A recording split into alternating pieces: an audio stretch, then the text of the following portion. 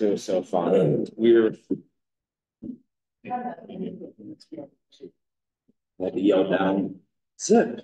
Yeah, have to yell. Cool. Like away. So I'm not gonna. Really. This one. That's the USB. Like this very much. Yeah.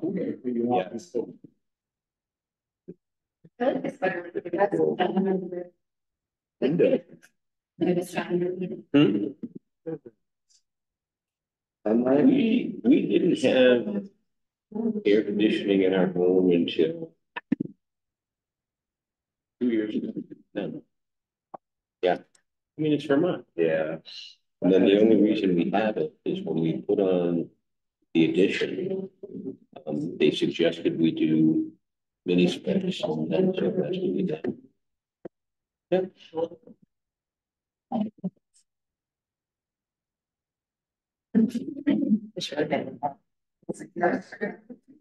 You never know.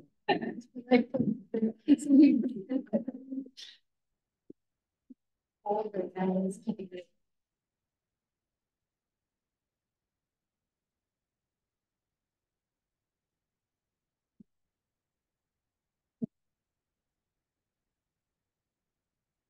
Can't give you that one, Nicholas. You're as much as you wanted to move to adjourn our meeting. You're not a member of the council. So sorry.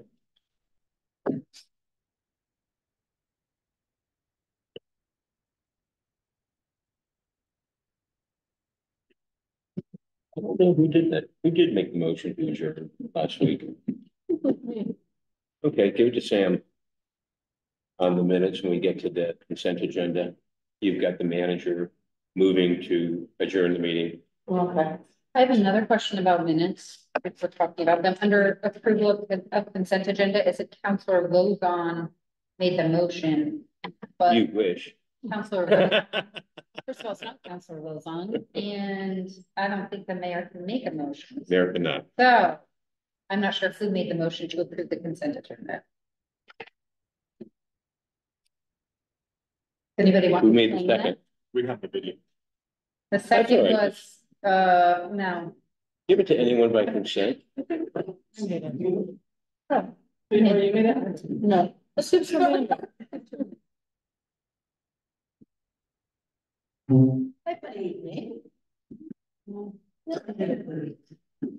Not really. Hold on, hold. Mel? Hey Mel, how you doing?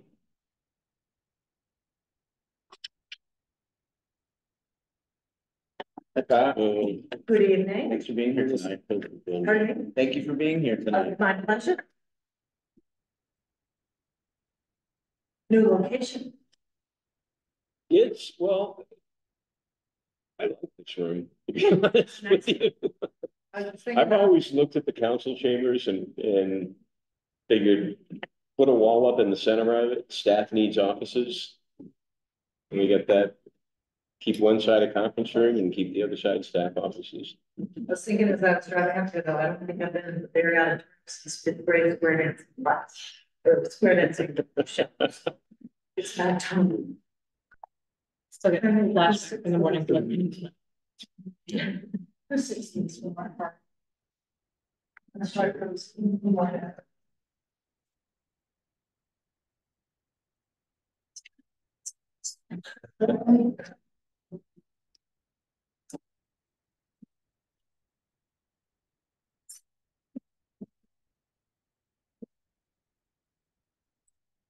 Good evening, Representative.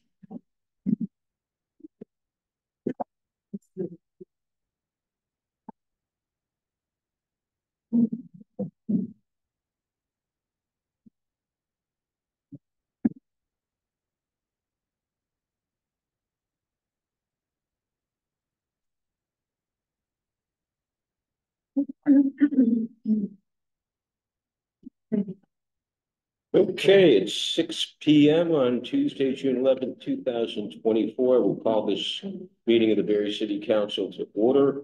Meeting is being offered online. It's off to my right, so folks, I'm gonna do my best to notice, but if I miss a hand up, council manager, whoever don't hesitate to call that to my attention. Are there any adjustments to the agenda, Mr. Manager? Not for me. Council? Okay, hearing none. Under visitors and communications, anyone wishing to address the council regarding an item that is not on the agenda? Yes, ma'am. Thank you. No, I'm sorry. You can just say. Yes, Hey, yes, Burke Rose. Thanks. I just wanted to thank everyone for getting behind making sure that people in the city know about the June 18th school budget vote. And sorry for that little mix up. Whatever you can do to let people know. I saw some folks yesterday, some young people who seem to be pretty well connected. And they said, we already sent in our ballots. They were so proud of themselves. And I said, you're going to get 2 more. And so they said, really, we'll go and look and be on the lookout. So anything else anybody can do to make sure that everybody knows to look for the second set of ballots and that voting for the school budgets on June 18th. And I'm just going to say how I'm voting because I'm proud that I'm voting yes. Thank you. Thank you. Anyone else under visitors and communications? Yes, Joe Rio. Hello, everyone. Hi, Mayor and Council. I just wanted to just mention real quick, I think a lot of people already know we had the Barre Pride celebration this past weekend. So I just want to sort of publicly thank everybody who was involved in putting that together and participated in any way. There's way too many to name. But specifically, I want to highlight that we had a lot of support this year from local businesses, other organizations, churches. There was a real true community effort behind this. And it was the best one we've done yet. We raised approximately $2,000 for a couple of local charities, and we'll be back in 2025. It's going to be even bigger and better. Thank you. Very well done event, Joe. Should be very proud of you. Thank you very much. It was a massive team effort. A lot of people were involved. I'm just one of them. Are the spicy dogs going to be back next year? As far as we know, in the Indian restaurant that came was a huge hit, and they want to come back. So everybody who loved them, they'll be back. Cool. Thank you. Thank you. Anyone else under visitors and communications? Okay, seeing none, we'll move to the consent agenda. Council, we have approval of the minutes of the regular city council of Tuesday, June 4th, 2024. Clerk's office licenses and permits. Are there any? Madam Clerk? We have 2 tobacco licensing. Granite City Market, which is an extension of Capital Candy. They plan on opening a storefront 224 North Main Street. They're applying for the tobacco and tobacco substitute. And Quality Market or QM Store Inc. on Washington Street is applying for the tobacco substitute. They've already applied for tobacco and food feed. Okay, thank you. And lastly, ratify the council's 6/4/24 approval of the letter of commitment for a Central Vermont Bike Share grant. Is your motion to approve? So moved. Moved by Councilor Stockwell. I'm going to give you the second. Seconded by Councilor Campbell. Is there any discussion? Hearing none, all those in favor of the motion as presented, please signify by saying aye. Aye. And those opposed? Thank you very much. Motion carries. Item 4A is approving the city warrants from the week of June 12th, 2024. Now, Stockwell. So moved. So moved. Second by Councilor Campbell. Is there any discussion? Hearing none, all those in favor of the motion as presented, please signify by saying aye. Aye. And those opposed, and your abstention is noted. Thank you. Councilor Spaulding. Thank you very much. Clerk Treasurer's report. Madam Clerk and Treasurer. Okay, I just want to extend what Bernadette had said. Please participate in the BUUSD budget revote being held June 18th at the Barre Auditorium. You're looking for the green ballot. And ballots can be placed in the ballot box located outside the city hall. It looks like the mailbox. It's out back. You can drive right up to it, place your ballot in there. Many people will drive to the post office and mail it when it only needs to come across the street, please just drive to this mailbox out back. We also have a drop box out front located right of the main doors. Just drop it in there and you just save your 68 cents. Postage is going up another 4 cents in a few days. So yep, just vote the green ballot, get it in. It has to be into the office by June 17th. Anything on the 18th has to be brought to the auditorium. Thank you very much, Jane. Of course. Sure, is it possible for people who maybe are missing one end or the other end of that, just go up to City Hall and vote? Absolutely, yes, absolutely. You can come into the office and vote right there. Great, thank you. Over now. Oh, yes. So, Except on election day. Except on election day. Yes, you have to go to the auditorium. so we log ballots that are sent by mail, correct? Correct. And we log them in. Correct. We So, log the requests. Mhm. We log that they were mailed, Mhm. and then we log when they return. I see. So have we They're done all some sensible. outreach for folks who may have, because you don't open them, correct? You just log them. You open We them. have to open them down to the certified envelope to Gotcha. make sure it's signed. Because if Gotcha. it's not signed, it's not a ballot. And the certified envelope contains the ballot. Contains the ballot. So because you don't open that, you have no way of knowing whether that's a green ballot or a white ballot. We hold them up to light.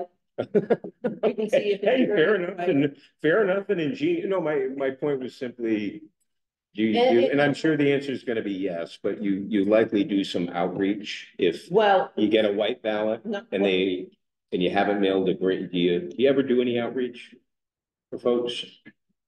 directly individually to over Yeah. 600 that we sent. What Yeah, we that'd be did a was lot. we sent out the secondary ballots.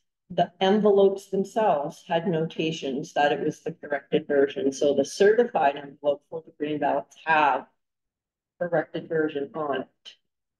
So they're using the packet that was delivered to them as a unit, Mhm. and everything is good. We're cross-referencing what comes in. That was the first round. To what comes in the second round. So you're doing a great job. Thank you. We're- Councilor Spaulding. So are you tracking the people who are not, I understand that outreach to 600 people, but if I was to request an absentee ballot list and it indicated who had returned a ballot, would it indicate who had returned a white ballot or a green ballot or both? We cannot document who returned the white ballot in the state system. Okay, so We can only. if they haven't returned a green ballot, it will be notated as a no, that they haven't returned something. Correct. They may have returned a white ballot. Correct. Okay, But that's not notated in the state system. thank you. Thank you very much. Any other questions for the clerk and treasurer? Nothing, I believe, under liquor and cannabis control. No. Okay, No. Thank you very much, Mr. Manager. Thanks, Mayor. Good, thank you. Good week so far. So far, so good. It's early. It's gonna go. We are, just a couple items, we're really still desperately looking for lifeguards. As I mentioned, we graduated several of our outstanding lifeguards from last year. $17 an hour, pays more than Montpelier, must be 15 years old, must be Red Cross certified. We will pay for your Red Cross certification. There's a class in Essex this weekend. The one I just learned, the one in White River Junction next weekend is booked up. We're trying to get one scheduled in Barre, but we need a certified instructor. Help put me out of my misery of texting the 16 and 17-year-old. I can't keep up with them. So please just take this job sometime and become a lifeguard. I can't keep up with these kids. They're like 5 texts in the span that I can send one. So.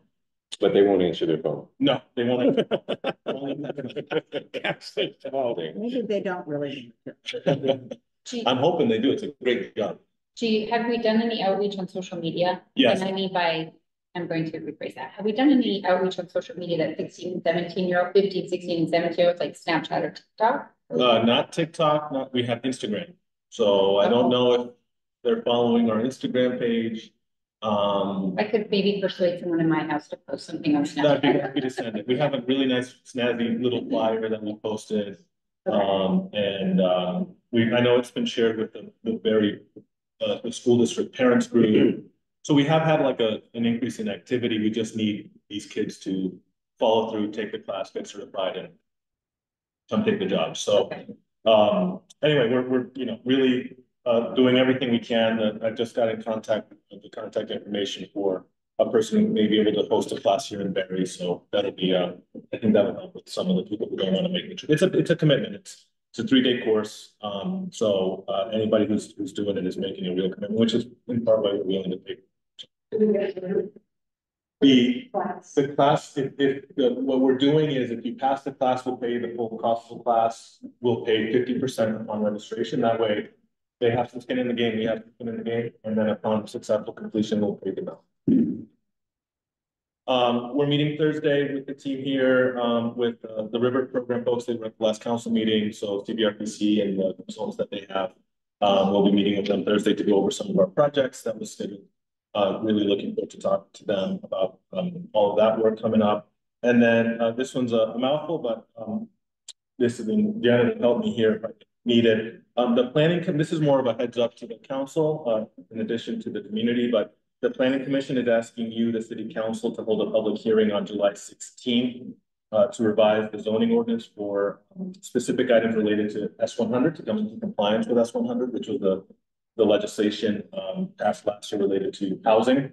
The planning commission is looking to move under the interim zoning process, which requires no public hearing by the planning commission, even though they've been active on this topic for quite a while now, but it does require one public hearing by the legislative body, which is you, the council. And it requires a 15-day advance notice to be printed in the paper. So this is just sort of the heads up. Janet's going to be working on the notice to go on the paper, and then we're planning the July 16th meeting for that hearing to occur. Just for reference, interim zoning it's an emergency measure, requires the council to demonstrate how the changes protect health, safety, and general welfare. It's interim for 2 years. During that process, the council and the planning commission can then make the changes permanent. Did I get everything right? There's a couple of different topics. You may be familiar with broad portions of the bill or the statute.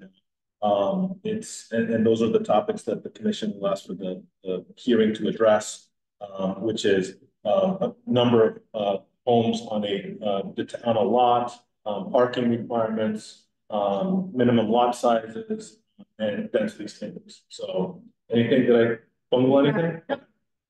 So that's it for me. Just a sort of a heads up to the council of what's coming down the pipe with that. Thank you. Yes, that'd be great. Yeah, no objection, sir. And that's it for me. Thank you. Any questions from the manager? Hey, thank you very much. Council under 8A, new business. Wanted to review, I sent you all some information as well as an email. I wanted to review the grants available to the city for flood recovery. I mean, there are grants that pop up every day. But I wanted to focus this evening. We can certainly talk about others if you'd like to, but I wanted to focus this evening on the $90 million Vermont Emergency Management Grants. You probably saw the governor's press release on that a few weeks ago. And then also $2 billion, this is a federal grant, $2 billion EPA grant to fund environmental and climate justice community change. And Pat is with us and she's going to talk about that. So where would you like to start? Well, I would like to start with Nicholas. It seems like an update on where they are with the 90 million grant, because we had that set last week, as I recall. And it's great that there's no match needed, that the state's going to make that match. And it sounds like we already have projects outlined. So we just would like to start with an update from Nicholas and Janet. Sure. I'm happy to. So we've been at the staff level, we've been sort of carrying a list of projects that are sort of our highest tier priorities. On the public works side, and I mentioned these last week. I don't know if I got all of them, but I'll go over them. On the public works side, there's two that sort of work in tandem. It's a hydrology study and a culvert upsizing. So we need the river science, the water science to understand how and where and how quickly and how much water is moving through the city. And after we have that study, we can then modify our culverts and increase them to the size of that are necessary to keep water moving through the city safely. So those are two that kind of work in tandem. We are very interested in elevating the Berlin and Willow Street bridges. Those are, there's some confusion, I think, on our side and the state side, and we can work that out, but it's our understanding that the state is responsible for replacement of bridges and the city is responsible for maintenance of bridges. So we would have to, certainly the state would have to have buy-in on that project moving forward. They certainly will because the application goes through them. But we believe that those are key choke points. You've heard me mention that the December near flood event would have been a flood event. We had rained a little bit more, there had been any debris associated with it because of the Berlin Street Bridge. That was the point that had us all very nervous in December. And then the garage relocation, which was a subject of discussion that came up last week. So that's on our public works list as well. In public safety, the big project there is the secondary access road. The building, of course, as we know, was damaged by the flood. We've addressed that. That was a culvert that was not maintained, and we now have an access road to maintain it and keep it clear. So we feel confident about making sure that that doesn't become an issue in future flooding events. The access road is important for just that access to the building. As you all know, the police and fire were couldn't go to the building. They had to move all the equipment up here. We've talked to Steve Rubellini, who owns the Northbury School, about continuing our access road from the culvert to that parking lot on his property, which would be used only in the event of flooding events like this, where the building is isolated from North Main Street. So that project is on this list, but it's also in the FEMA world complicated because it's also considered hazard mitigation to our public safety building restoration, if that makes sense. So with FEMA, as you do a project to restore a building to its prior standing, you can also do some hazard mitigation along with it. So we're trying to tie that access road to the repairs that have been done in the public safety building. We think we'll be successful. If we're not, we're happy to pursue it under this grant as well. For City Hall, there's two projects that we've looked at, which is upsizing the generator in that building, and also doing some flood-proofing doors and windows on the first floor, which was the point of concern, and that really led to all the problems at City Hall, was just that back door that we shared with the Opera House.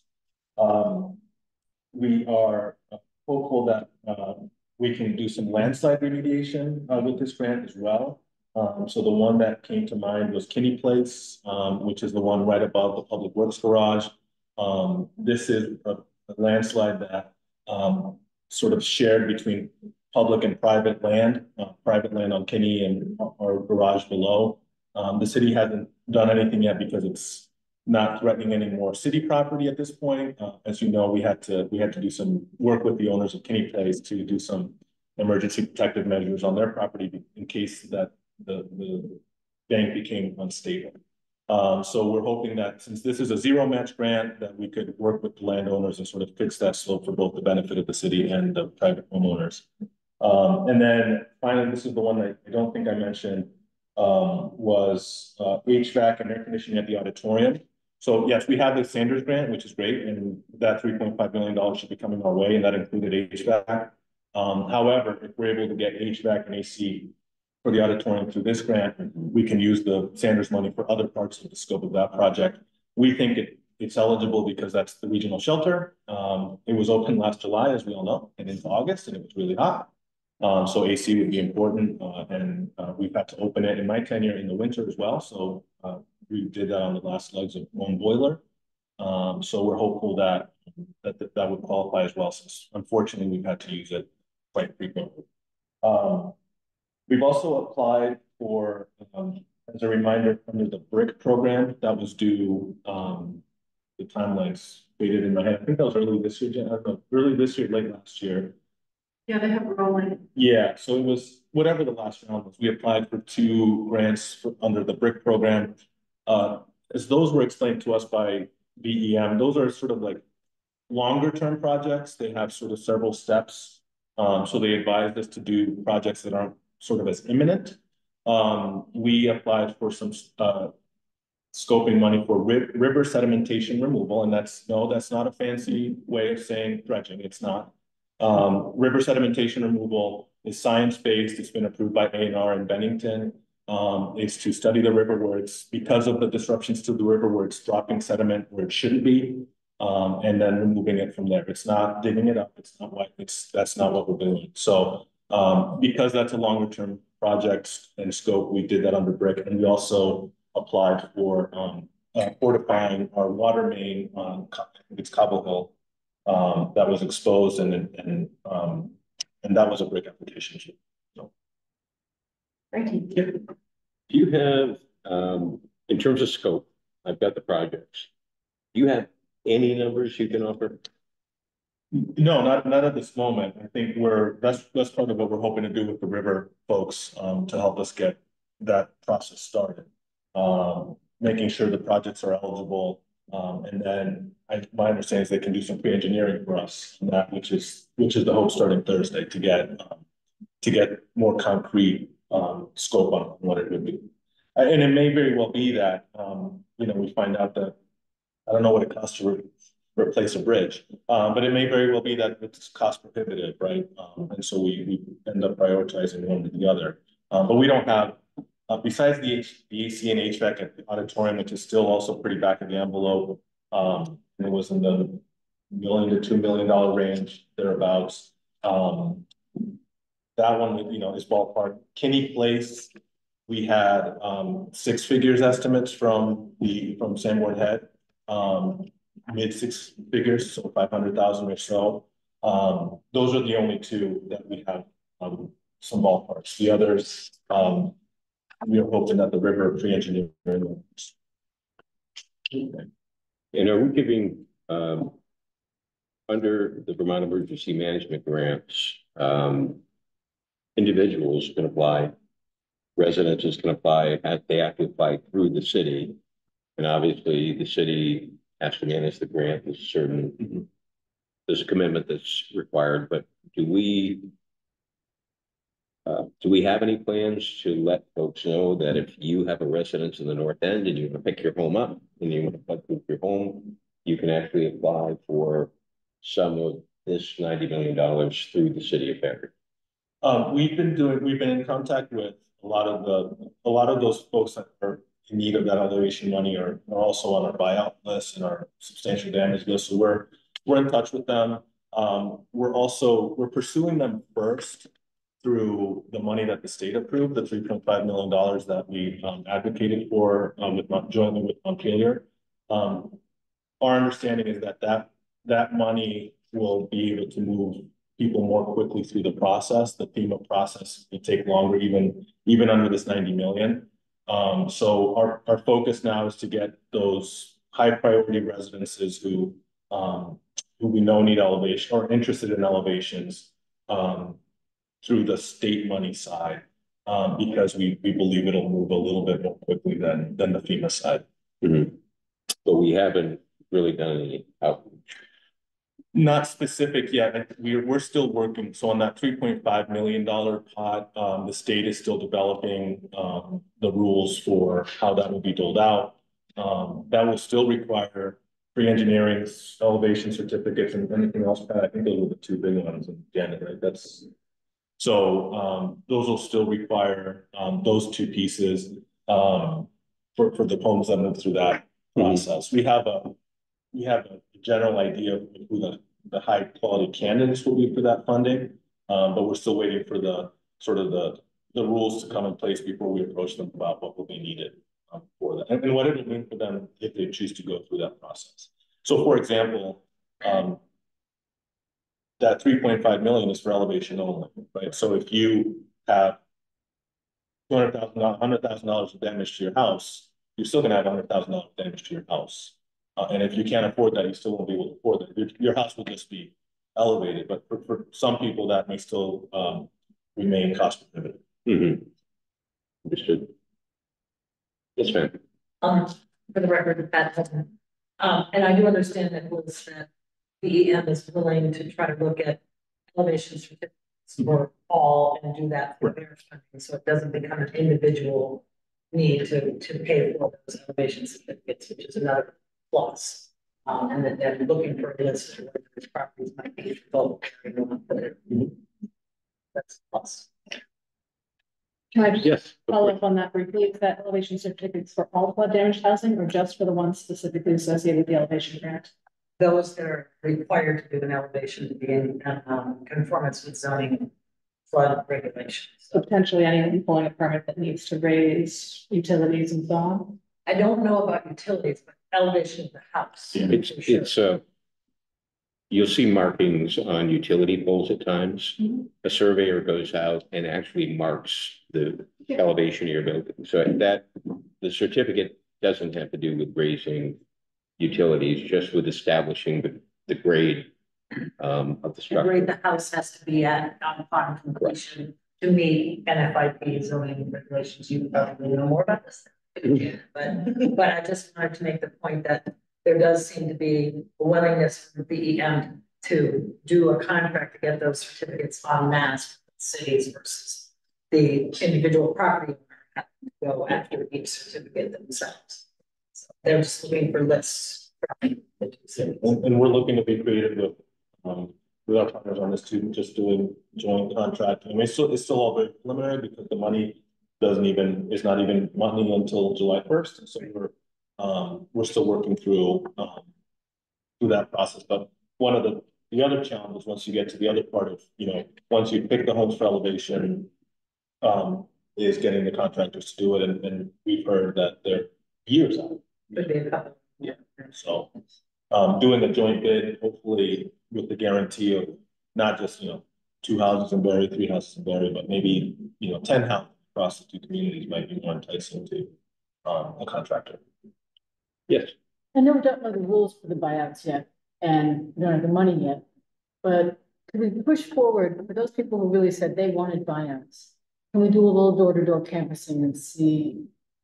Can we use Barre Up possibly, or some other organization saying, let's find out people really are still willing to do the buyouts and what their timeline is.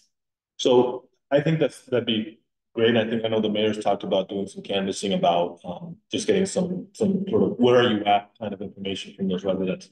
I think Barre Up would be a great partner for that. I know it's not custody. I know she's been talking, she's on the board, she's our rep on the board. I know she's been talking with them about doing that.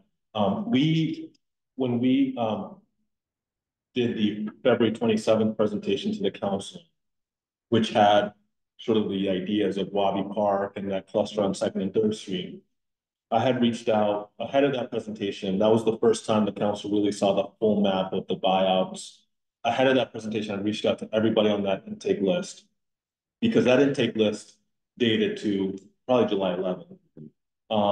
And the reason for that reach out was, things might have changed. You might have looked at your house on July 11th and seen, put a muck in the basement and said, I'm done. But maybe you had, help from Barre Up and, now you're looking to stay. And so before we put people's house on a map with a highlighted buyout icon, we wanted to make sure that they still wanted to do that. And everyone on that map confirmed that that buyout was still an option. For some of them, it wasn't the primary option anymore, but for all of them, they said it is something we're willing to consider. So at least as of that point, we knew that people that did a buyout intake were interested. Since that point, we've had the buyout intake grow, and we know by definition those people are because they've approached us afterwards. We've only had one person remove themselves from the buyout list, which I think is a success story.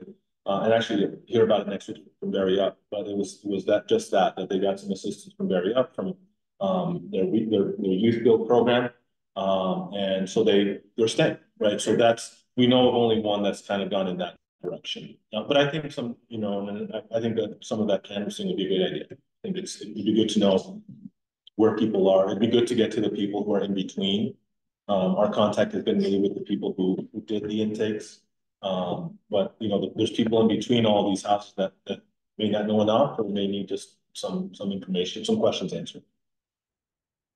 Yes, The other thing I would just add is, it's my understanding from Vermont Emergency Management that if someone received FEMA funding to make their house habitable, and they would like to pursue a buyout and are chosen for the buyout, that buyout would include the FEMA funds they already spent to make their house habitable, plus the fair market value on the day before the flood, which is key because subsequent rounds of FEMA funding may be able to do buyouts, but it would be the assessed value at the day of the buyout. So the day before the flood value is far more advantageous than what the assessed value might be later, which is another incentive for those who are chronically flooded and need some help. And if I would just add to that, I think it's a great information point for people to know around the fence. The other piece that I've gotten questions on is, what if I got insurance money? Is that deducted? So just as a really easy math example, if your house is worth if your buyout is approved at 100,000 and you got 20,000 from FEMA, you're going to get 80,000. Right? That's the math on that. If you got insurance money and you used your insurance money to make your house habitable, that is not counted against you. So if you use, same example, you use 100, your buyout is assessed, is determined to be $100,000. You got $50,000 in insurance money, and you use that, and you can. The caveat is you prove that you used it to improve your house. That is not deducted from your FEMA buyout award. You can get the full $100,000. So that I know was a sticking point to at least a couple of residents I spoke to who said, put all my insurance money in the house, am I gonna be penalized for that when the buyout happens? And the answer is no, as long as you can prove, and this is why it was very important, as we stressed early in the process, keep your receipts, document. so as I look at this, I mean, I see the opportunity. It's also a tremendous amount of work, so I want to understand how the individual, the residential and commercial components work, Pat, and maybe maybe you don't. I understand that you can reduce flood risk. So, for example, if there was a commercial building, it wouldn't necessarily have to be in the downtown, anywhere where it is flood prone, they could actually apply for funds through the city to not necessarily elevate their building if elevation simply wasn't practical, but they could make it flood resistant, or they could make it more flood resistant. So I see a useful application, certainly on the north end. We've heard from folks throughout our neighborhood meetings that they didn't want the north end to, everyone understands that it's our goal to make it look different. But we also understand and heard loud and clear that people want to retain the neighborhood character. So seems logical to assume that there are going to be some single family homes that remain, and those homeowners could be, the home may be habitable now, it's just at a 2-foot elevation instead of a 5-foot elevation. So those homeowners could be very interested in applying through the city for elevation funds, even understanding that it may be 2 or 3 years out, but it's better than never happening at all. So my question is, I see the complexity of it. Does the individual property owner fill out the grant and then hand it to the, that's my big question, is what are we talking about for resources here? Because if we had 50 people who stepped up and said, hey, I'd like to do that, to me, it seems reasonable to say it is your responsibility if there are costs associated with the grants, for example, elevation certificate. Obviously, the human resources of the professional resources that go into it. It seems reasonable to me for the city to be able to say, well, that's on you. You have until August 16th to complete your application, and we will look at it. And under certain terms and conditions, it doesn't mean that we'll approve everyone, but if it makes sense to the city, we will submit it on your behalf. My understanding, Pat, is that if the grant funds are received, it is actually the city's responsibility to manage the grant. And that scares the heck out of me as well, because Janet just loves managing grants. I know you do, and you're really good at it, but okay, you know, on the one hand, you could be a victim of your own success. So I want to understand how that works. You know, what can we ask of individual property owners who may want to apply through the city? Well, I'm gonna speak slowly while Janet looks up some of this information, but one thing in the individuals is a 20% match to the FEMA funds. That doesn't exist on the public assistance side. So the owner will be required to pick up 20% of the cost, and hopefully the hazard mitigation grant picks up that. And the 8/16 deadline is pre-application. It's not a full application, but it's to give the Vermont Emergency Management an indication of what's coming down the pipe in terms of requests, and how close we're going to get to hitting that $90+ million mark. As to whether or not there's technical assistance available, that is a really good question to help prepare the application. And I will go back and try to learn that. I know on the public assistance side, you have the Barre is a member of the River program, which will help you, as you've indicated, with the application, the benefit cost analysis, that type of thing. And then, as well as the Central Regional Planning Commission. I don't have an individual side. I think that falls more to our long-term recovery groups like Barre Up, Montpelier Disaster Recovery Network. But Janet is now finding wealth of information. So prior to construction by the municipality or the property owner, you've got to have an elevation certificate, inspection by a qualified professional on the structure and ability to elevate. That's an elevation sign. Engineer design and compliance with ASCE 24 and proposed elevation below its finished floor. For mitigation reconstruction, you have to have that substantial damage determination, which has gone out. Engineer design compliant, and then base flood elevation, proposed elevation of the finished floor. So it's a lot of work. And I believe, but I will confirm that Vermont Emergency Management does have data or primers on their website or are available to individuals. And hopefully there will be construction companies and others who are familiar with the process who can assist. But let me confirm this, Mayor, and I will get back to you on that. So okay, great. I mean, does anyone else in the council see a lot more potential for folks applying? I mean, I think it's a very different question when you ask, would you like us to buy your home and make it go away? Or would you like to apply for a grant through the city that would cover 80% of the cost of raising it? So if it was, say, a $80,000 project, it would be $16,000 to the homeowner to raise the home. So I see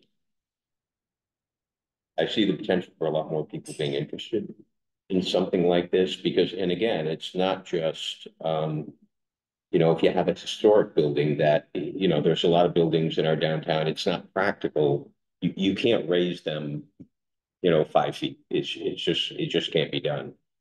But there are flood-proofing measures that you can take that, you know, cost X, and maybe they cost $100,000 and the building owner can't afford it, but they can certainly afford $20,000 or they'd be willing to make that investment. So, you know, as I look at that component, I see a lot more potential for 50 or 60 people jumping on board and saying, yeah, I'd like some of that action. Yes, Councilor Stockwell. I'm not sure that's the case. And if you took out the floodway homes, I think that would take out, you know, floodway homes. There's a fair number of those in floodway. You shouldn't and couldn't elevate. And some of those homes to me do not look all that stable, which we can evaluate. But I'm not hearing that from people. At least that's not what I was hearing from board meetings. In fact, when I went around to people, I was doing canvassing door to door, what I was hearing, and certainly Councilor Dustin could speak to this much better than I could. And but you know, heard people put really realistic assessments of what the neighborhood would be like and having floods they'd experienced and their willingness to consider something else. Yes. I would add to that, I think 50 is an extremely high estimate on that.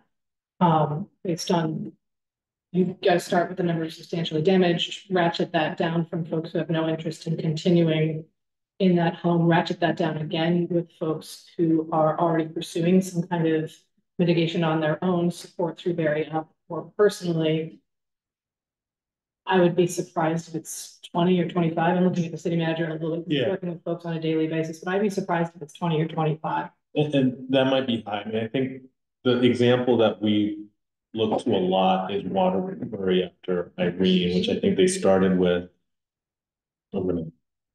maybe a dozen candidates, and they ended up with one. I think is that we're talking about that on that call. Yeah. Those are mostly historic. They were historic, yeah. And so I think that I think the other barrier to a lot of people is that the estimates we've gotten and Montpelier have gotten for the elevations are in the range of 150 to 200. And so they do become cost prohibitive even at the 20%. And the fact that for most, I believe, for most of these, I think certainly the state money is only paying for the elevation. So folks still have, you know, on top of whatever might be a local match, they'll still have whatever damage is still remaining in the home. So I think that when we've talked to Barre Up about this, one of the other challenges that emerges is, practically speaking, we're looking at probably a year. It's very optimistic, I think, based on what we've heard. And so the you know, the person's decision at that point to say, where am I going to be for a year? What does that mean to my job? And for all these reasons, I think that people just sort of filter themselves out. And at least that's the experience, you know, of all those factors, right? From what Barre Up is hearing, and what we talked about with the partners at the state, and then the Waterbury example, which is, it's not completely analogous, but still it sort of shows that you start with a big, you know, start with a big catchment area, and then for all those reasons, people just sort of filter down. Yes, Pat. Well, I would just add, I heard Representative Williams can't hear me that well, so I'm going to speak up. But there are other ways for folks to look at flood mitigation beyond elevation, wet, dry proofing, other things that can be done. Obviously, get utilities out of your basement. And yes, it's a big challenge on historic sites, but I happened to pick up a book the other day at the Regional Flood Recovery Symposium that FEMA had held on exactly what you can do with historic structures. Elevation, you'd be surprised, Mr. Mayor, that some can go up 5 feet. You do a lot of landscaping to make it not, and yeah, you got stairs to go up, but there's wet and dry solutions such as flood doors, fill in your basement, things of that nature that can be done that can potentially help homeowners in this situation too. And that's something, that kind of technical assistance and information could potentially be available through the Regional Planning Commission. I'm sure the river engineers, whether they're not working on private sector homes, but they do have data and information that could be provided to individuals who want to know what choices. And you know, we've talked in the past about actually picking up and moving a house. You know, that carries a whole expense with it as well. But then the challenge is to where exactly.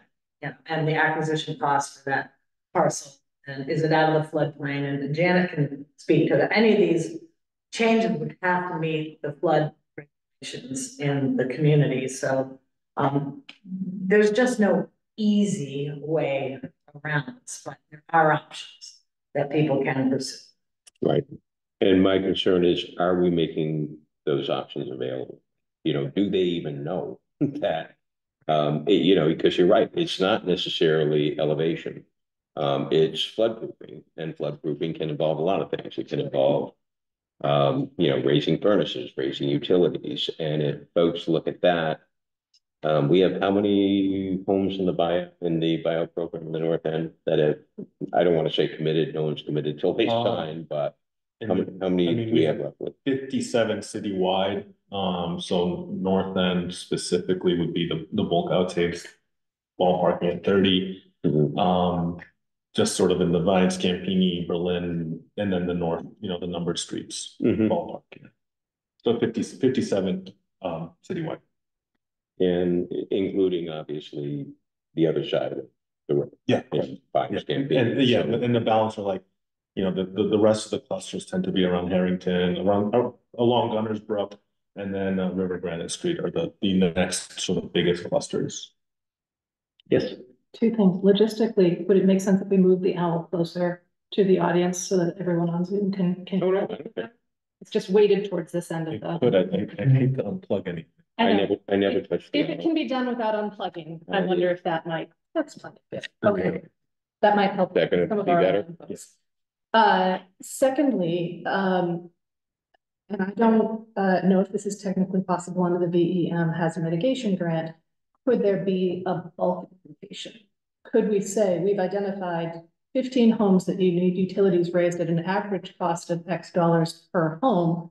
We're applying, the city, Barre, so on, is applying on behalf of 15 homeowners and then just line them up. That would seem to eliminate a significant number of the technical challenges on individual. No, it eliminates no.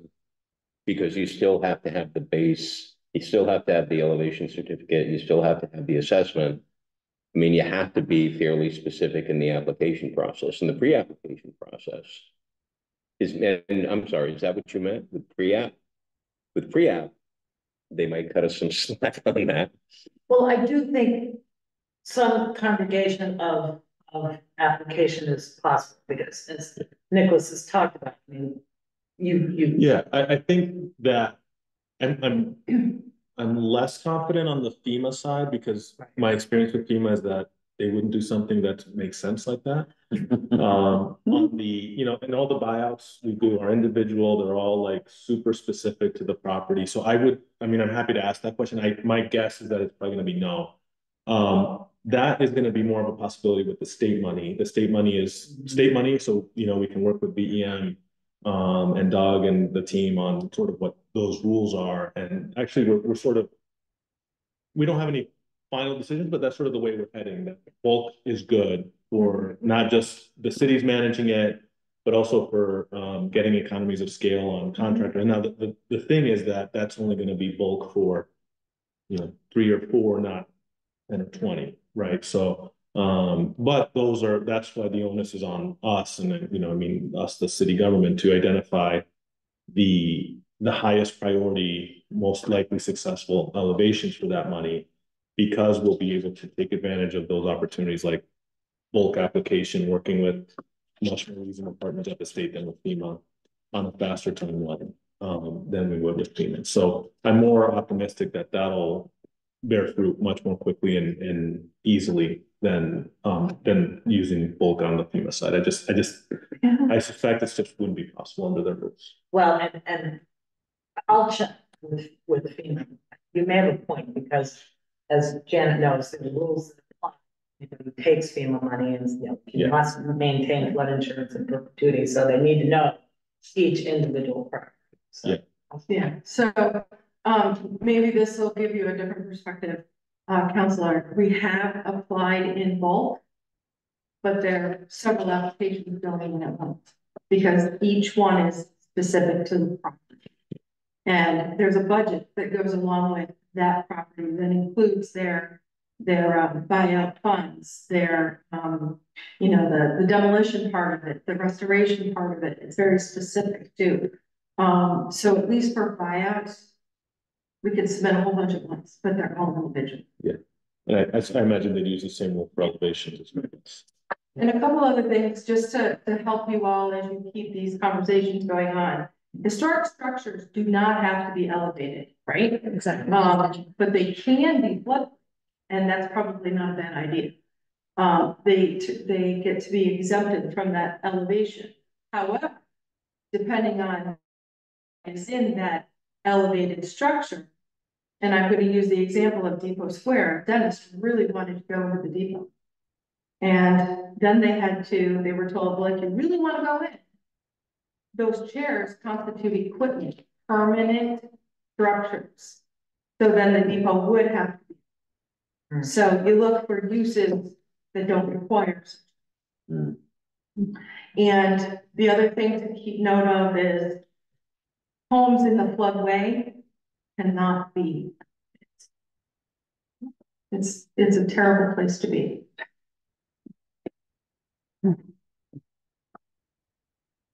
So what you're saying is you could perhaps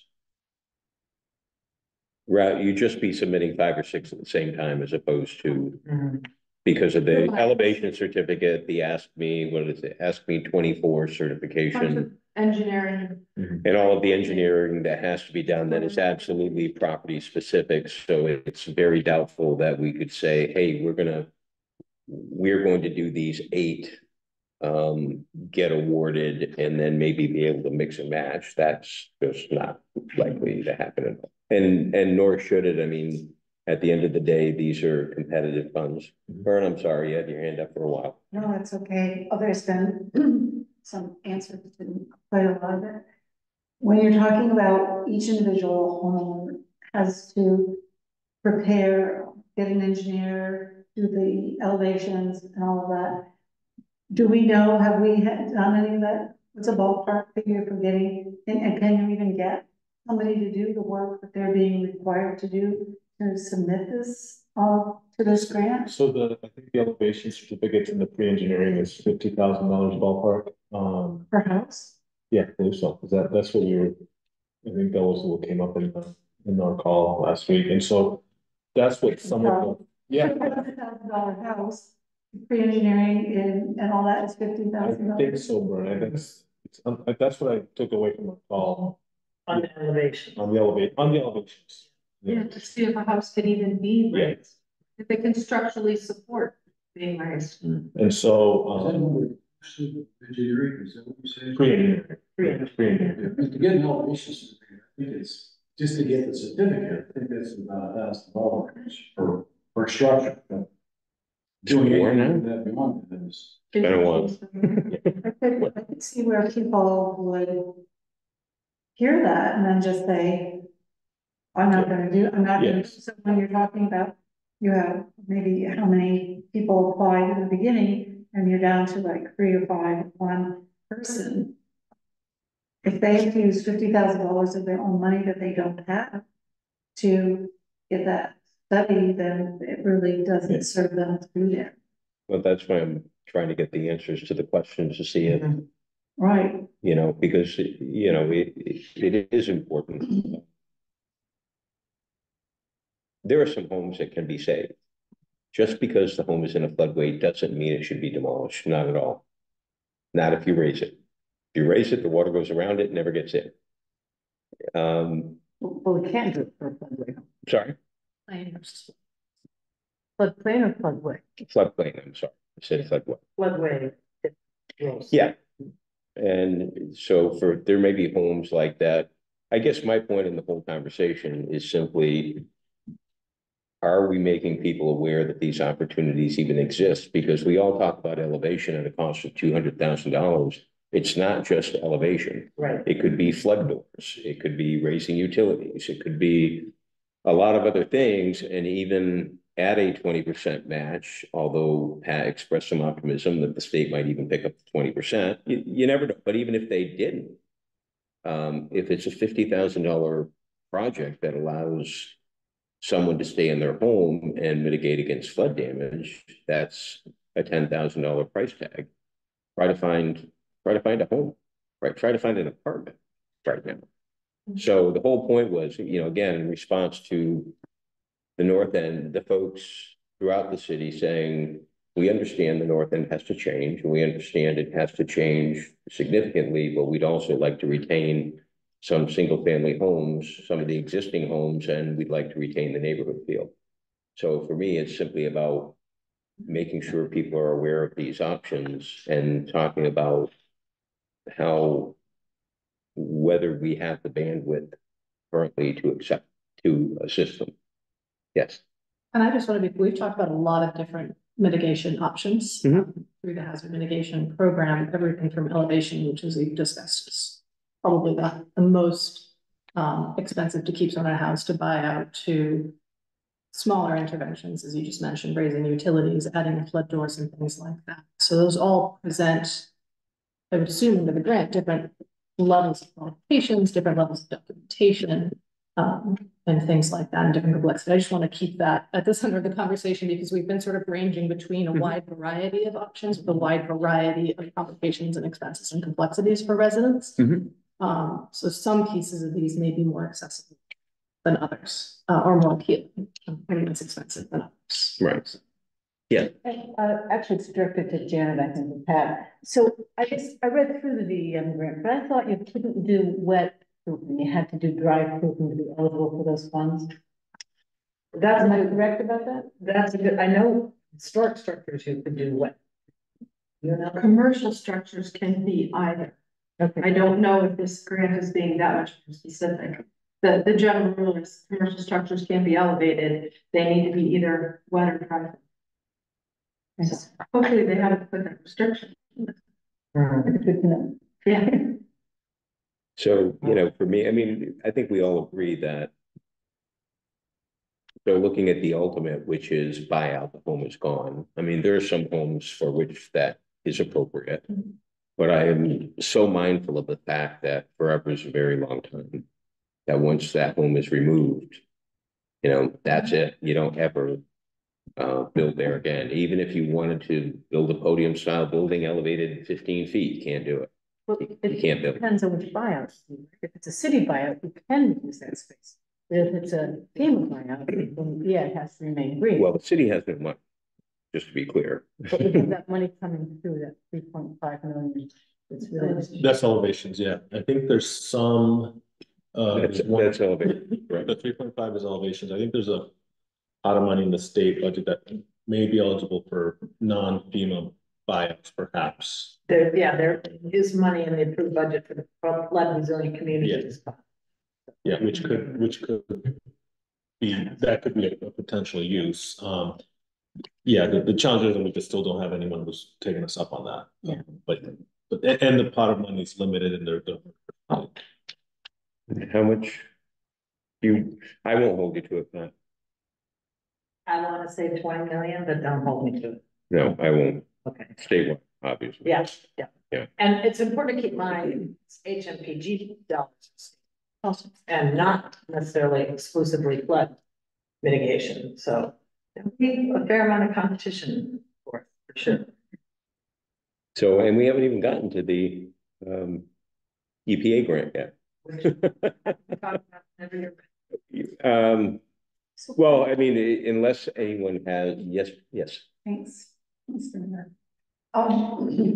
Nicholas, before you presented, there were like 3 clusters of houses, and my recollection is that those were some 3 or 4 houses in each place that could be buyout houses, and then if they were bought out, there would be some elevation changes made, which could then take some of the increase the floodplain.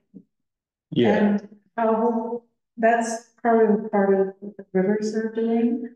So that's part of, we've submitted those to VEM, which are going through the FEMA buyout process. So there's 3 clusters that we were advised to focus on river adjacent properties that were clustered together to maximize floodplain creation, right? So we found clusters along River and Granite Street, Vine, Scantini Square, and Harrington. So we have submitted, Janet's been submitting them. And this is a great process. It's done a great job on this. We have an MOU with VEM. All we do is, well, Janet receives them, she checks a couple pieces, and then I sign them and we ship them off. Like, it's great. So all of those that were on that initial map, that we showed the council on February 27th have been submitted for FEMA buyouts. Now, what happens now is those VEM reviews them, they do whatever they do with them, and then they eventually go to FEMA, which does what they do with them, and then they'll come back through, and eventually the engagement with the homeowner, they'll get a buyout off, Homeowners are able, if they don't like the buyout offer, they're able to get their own appraisal done on the property, and they go back and forth until either they decide to sell. So Those that, become permanently green, yeah, those will become flood. that helps us to bring down water in Yeah. the rest of the city. Right, And- it's places for the water to rest, yeah. Right, and I was thinking that you said that, there was gonna be a time person company that would do some kind of a hydrology study to see what effect on the river flow will those removal of those houses have. And how do we learn about that? Is that 10 years down the road? No, so what we've done is. Because that affects the people trying to decide what to do now. Absolutely. So what we've done is Brian has been to each of those sites with an engineering firm that's given him sort of a preliminary, these make sense. These are places where you want to put floodplain, where it would make sense to put floodplain.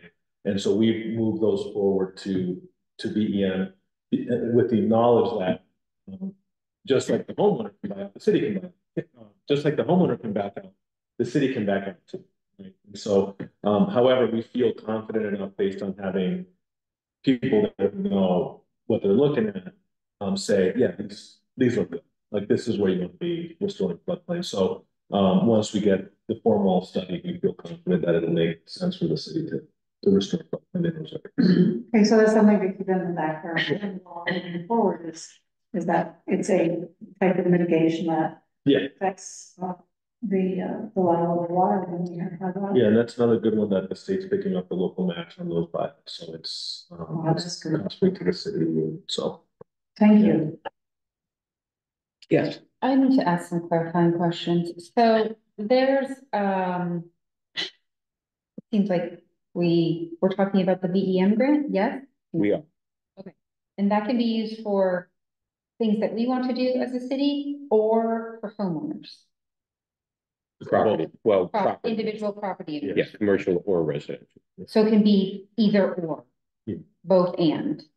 Okay, Provided the city agrees to apply on behalf of the individual property owner, we don't have an obligation to. okay, So if someone came and it was just an obviously poorly done and a grant that we've just, Janet looks at it and says, this isn't even in the floodplain. It's, it hasn't been flooded. They're just kind of looking for a free ride and some improvements. We don't have to apply for it. What I was trying to understand in the very beginning was our level of commitment.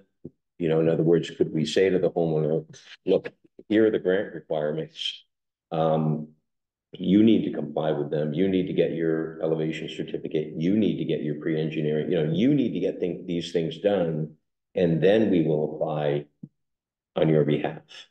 And I followed that up with a question that in the pre-application process is much more simple. So can we just, kind of say all hands on deck, and can we do a pre-application process so we don't lose anyone in the shuffle and then sort it out later? Right. It's August. Yeah. It's, 60 days away. Right.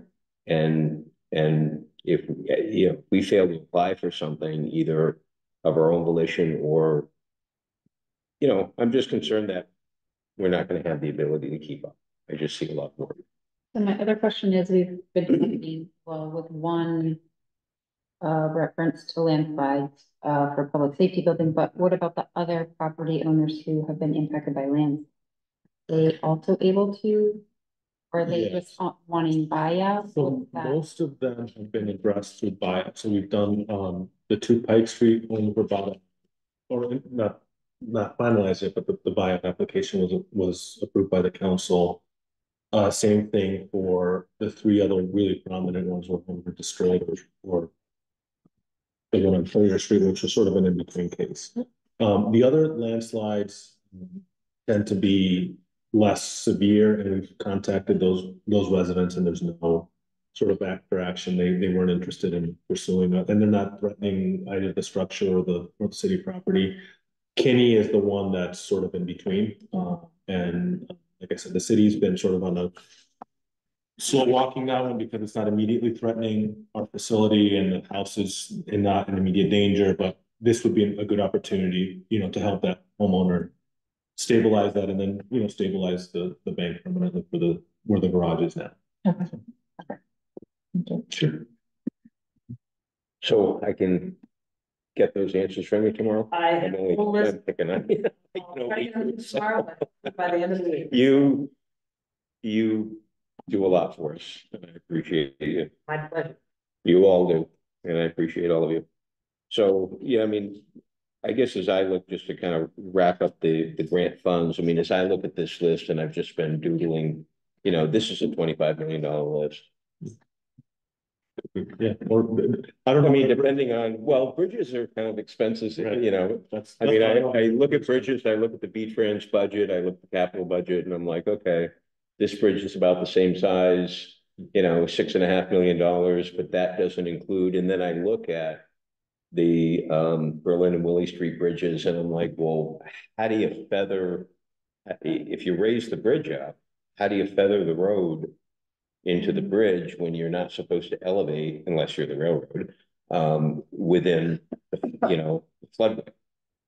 So Well, you would have to raise the bridge. Your point about feathering in and how does that impact those properties on both sides of the river?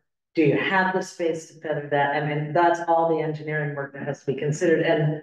And do you create additional hazards by doing that? But yet we know these bridges are causing damming and exacerbating flooding issues. So that's what our well-paid engineers have got to try to help us figure out. But as Nicholas alluded to, where there's a little bit of a back and forth who owns the bridges, I'm gonna chase that down again with AOT. But yeah, I mean, that's happening all over the state, and those projects happen successfully in a lot of places. So it can be done. It just has to be well thought out and figured out. and then one important component that we didn't discuss, I'm not going to belabor it, just want you to be aware of it. Projects have to have a cost benefit analysis done, the specific form. So you have to show, well, what is the benefit? What's our return on investment? If the US government or the state of Vermont is going to invest in this project, how much money is it going to save us in, flood damage, property loss over the next X number of years? So, every project has to pass the straight face test. Yes. I just want to follow up briefly. I had also jotted down the city manager's list. You mentioned garage relocation. Is this, as we were discussing last week, the new DPW garage? Yeah, this is to take the council's discussion from last week. Yeah. So I think that makes this a $60 million list. It's, well, and then you start adding, and I'll get to you in just a moment, Amy. I didn't see that your hand was up, but it was just called to my attention. I apologize. I mean, that's the whole point of doing it well. And I think what we're probably all concerned about is, not everybody hits the ball every time. I think what we're probably all concerned about is not swinging at all. So I guess what I'm hearing from the council is, I mean, would you like to do some outreach so that individual property owners are aware that these funds are out there and that individual residential or commercial properties are eligible through a submission through the city? I think both the outreach should include that information, and it should also include buyer information. Realistically, I think most people who own a house, it's maybe worth 100,000. It just is not going to make a lot of sense for them to sink that kind of money into elevating the house. Even if they had the money, which I think they won't. But yeah, let's do due diligence so we feel like when we're moving forward that we've covered it.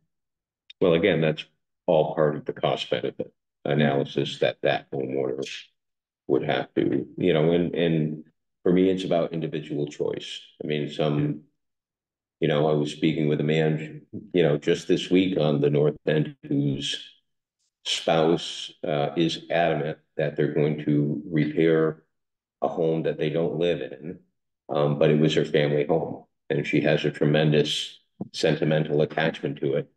And, you know, the gentleman sit there and he sat there and shook his head and said, you know, doesn't really make sense to me either, but this is what she wants, and it was her home. And but at least we can make them aware that there are choices.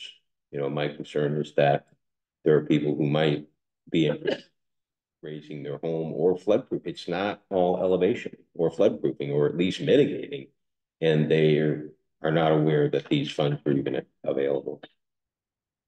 I'm sorry, I've got to call on Amy. That's how it's waiting. I've been keeping Amy waiting for quite a while. Amy, That's how okay. are you? I wasn't waiting that long before you saw me. So thank you. Yeah, I just had a question about the Willie Street and the Berlin Street bridges and kind of being talked about together. I'm thinking back to there was a presentation. I want to say it was Ned Swanberg from A&R, but it might have been someone else. And I think Steve McKenzie also spoke to it. My understanding was the Willie Street Bridge is more like physically acting like a dam, like not just the debris problem, but physically it's acting like a dam. And I'm just like pulling up Google Maps to think through this, but the Willie Street Bridge is already kind of at the low spot. And it's also connected to all areas around like Air Auto and the State Railroad. I think there's a lot more that could be done around Willie Street, and it's already low. The Berlin Street Bridge is not the low spot on Berlin Street. The low spot is where the water main break was. And it's where the car has been sitting that was flooded for 11 months, you know, near Caddo and Scampini, like that's the low spot. So if you try to raise Berlin Street, the bridge is going to be even higher than the neighborhood. And that area around there is so constrained, it's going to be a lot harder to do floodplain work, I think, than Willie Street. So maybe if we can't do everything, it seems like Willie Street being downstream, already being at the low point, might be a better choice. You have I don't know if you want to follow directly. Yeah, just an observation of Berlin and Willow Street bridges. One of the real, at least, you know, I see, one of the implications is you got the railroad proximate to both of those structures. Certainly the state or would be key players in the effort to relocate, raise those. There's such short distance between the bridge abutment closest to Main Street and Main Street. Grades will be an issue of both the street itself and then the river. And when you start thinking river, if you're talking long distances to accommodate slopes that the trains can travel, and that has a sort of a domino upstream and downstream of the bridges. So that, raising those bridges as much as it makes sense for challenges. Who's first? Thank you. I wanted to, in terms of looking at an outreach universe, people we would potentially contact. And I remember earlier that only people who have received a substantial damage declaration are even eligible for this hazard mitigation funding. No. I don't believe that. Okay, or is that specific? They're probably more. Thank you. Yes. Speaking of bridges, talking about bridges, to Amy's point, the conversation has centered mostly around the Berlin Street Bridge, but just thinking logistically, you can get to the other side of Berlin Street without using the bridge, whereas you cannot get to the other side of Willie Street without using the bridge. So it would seem to be that the Willie Street Bridge would be a higher priority, and that it would need to be fixed. You could do without a Berlin Street Bridge and still get to both sides of the river, whereas you cannot with Willie Street. The Willie Street Bridge is, yeah, I think that was the ward meetings where they came with that presentation. I think, and it was something obscene, like I want to say several feet that it dams back. And I don't know if that's, if you remember, Pat, you might remember, like it was really We had to talk about 3 feet, but I can't remember which bridge. I think I had 6 in my head, but it was something really ridiculously dangerous. 3 and 2 made 5, so by the time you got the Berlin Street, it was like 5 feet. Yeah, and so it is absolutely Willie Street, based on the science that they showed us, is the more concerning one. The reason we have been really focused on Berlin Street is because we had like a real life experience in December of seeing it, like, it was basically like watching the flood happen in slow motion. And, of all the we have on the staff, we have like a dozen places or more that we check every time there's flooding danger. And it was only that Berlin Street Bridge that was giving us heartache in December. And so it just became clear that that had been any more water, or that luckily that event didn't have a lot of debris associated with it.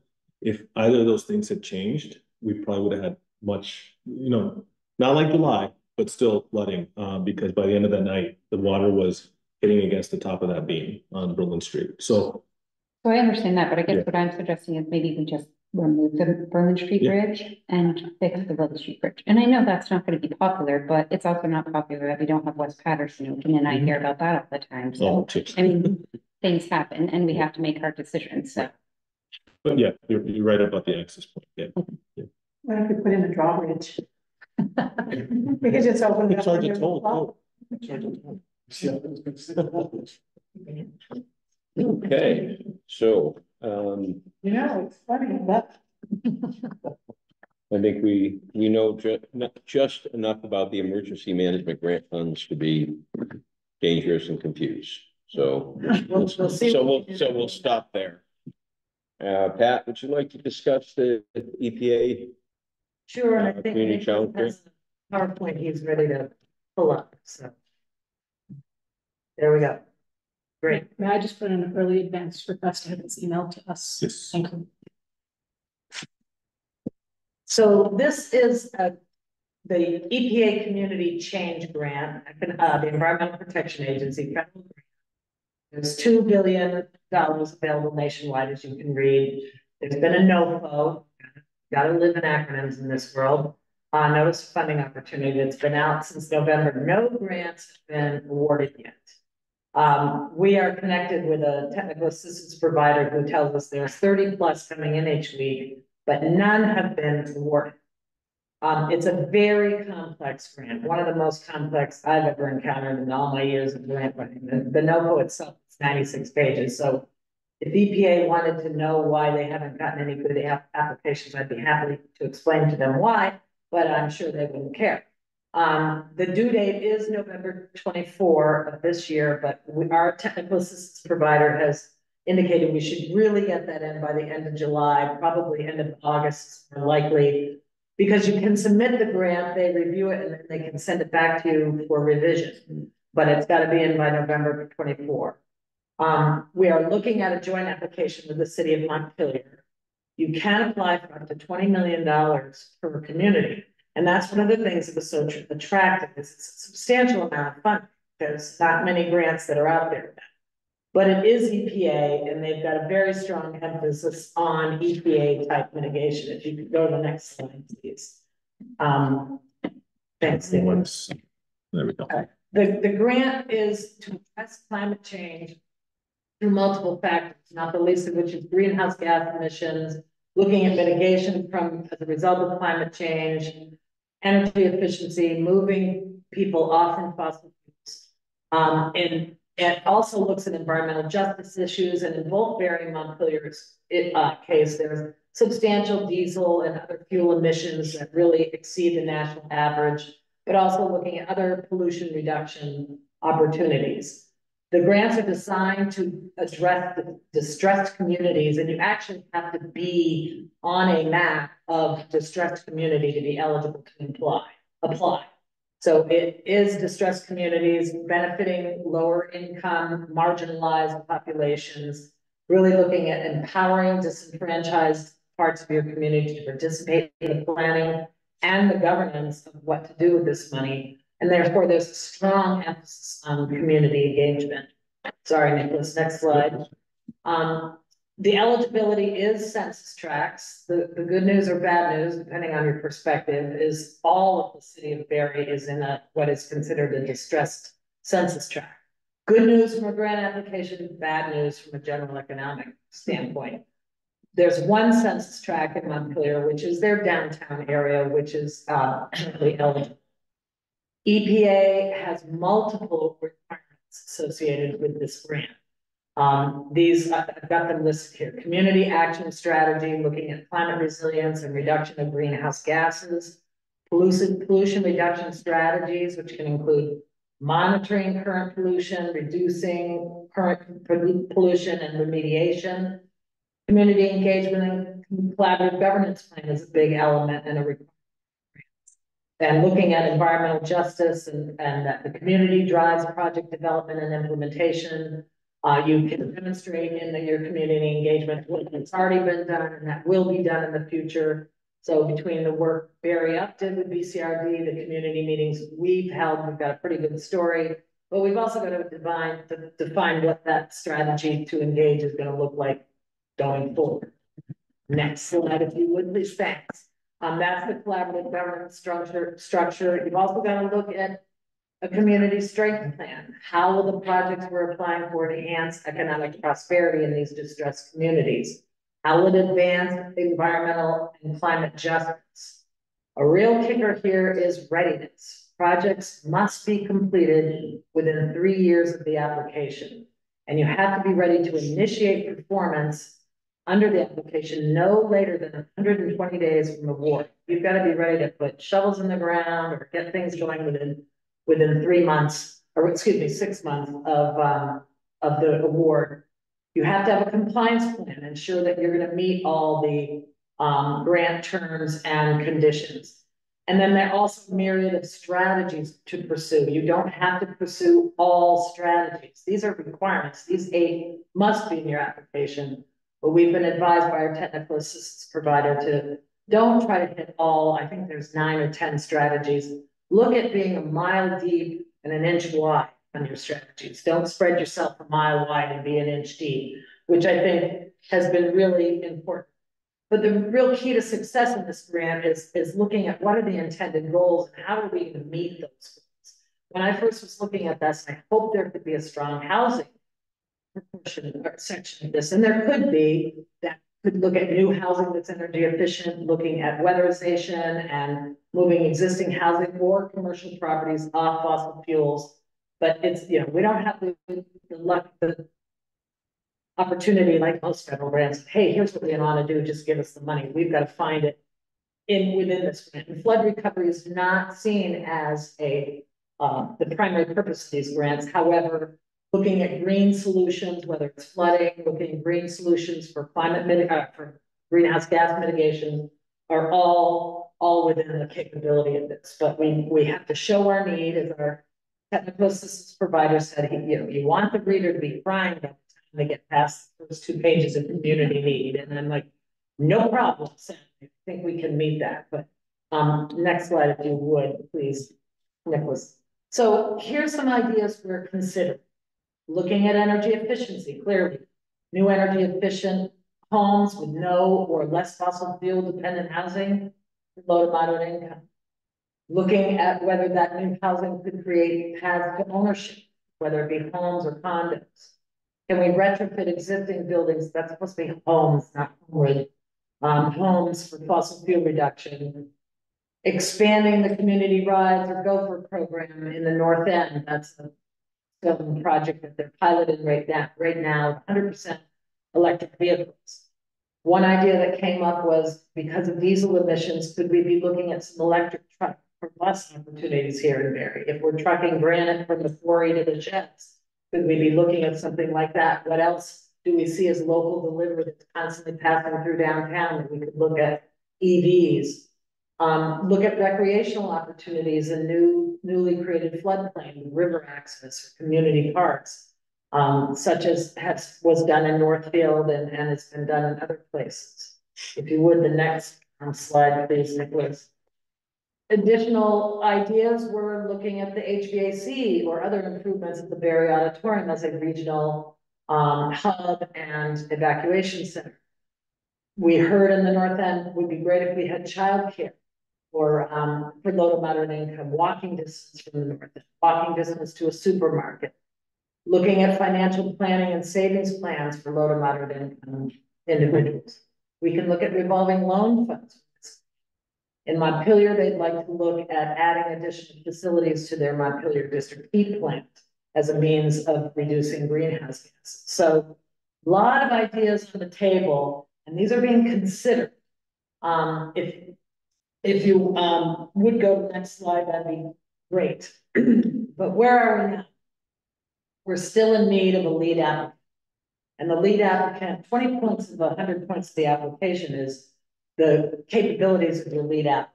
Ability to deal with large grants, their financial management expertise. Do they regularly undertake single audits and how those gone?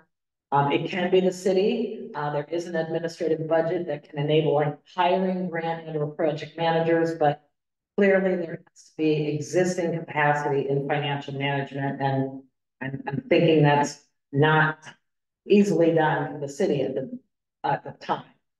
We've identified several partners and potential partners, and we've actually talked to a number of these folks about whether they'd be the lead applicant. Capstone and their subsidiary Community Rides and Gopher could definitely be a partner. They cannot be the lead for multiple good reasons.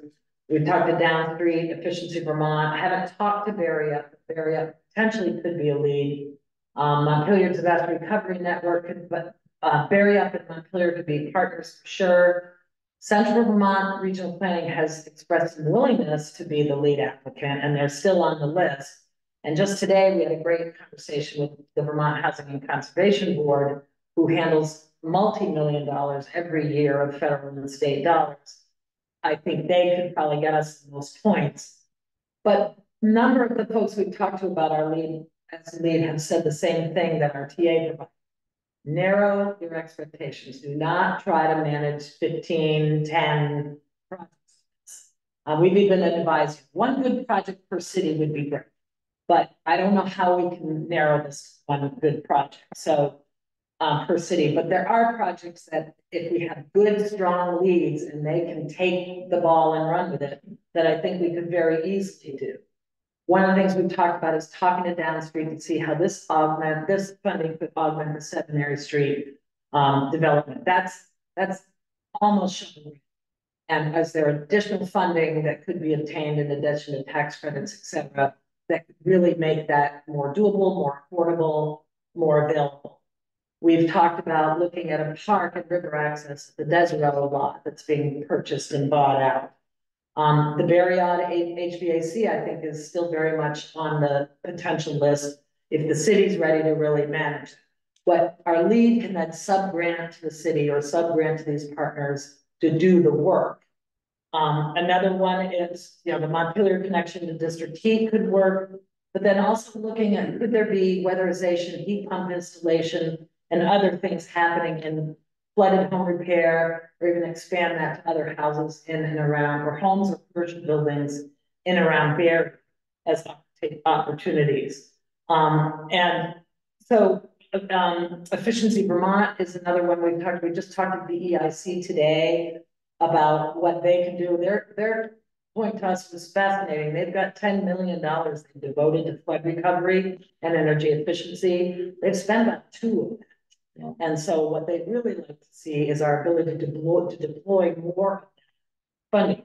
They could be a partner that doesn't need money, but can leverage their activity with this grant. And again, CBRPC would be a great applicant for us, but their large grant is quite limited. And they're willing and able, and they may be, but they don't manage a lot of large federal funding. So this is what, where we're at this point is looking at, I think I've got one more slide. Yes, one more slide is really trying to narrow our expectations.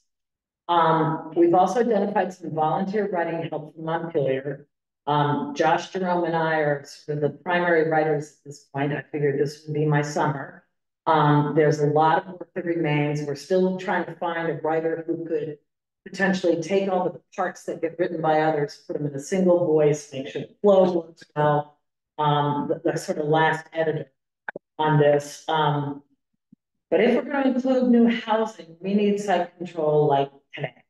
A purchase and sale agreement option, the stronger the agreement, the better.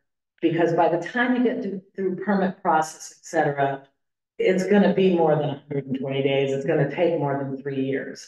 We are participating with our EPA technical assistance. I will reserve comment on that. I don't know that we got the best one in the block, but, he has been helpful when we sent him questions.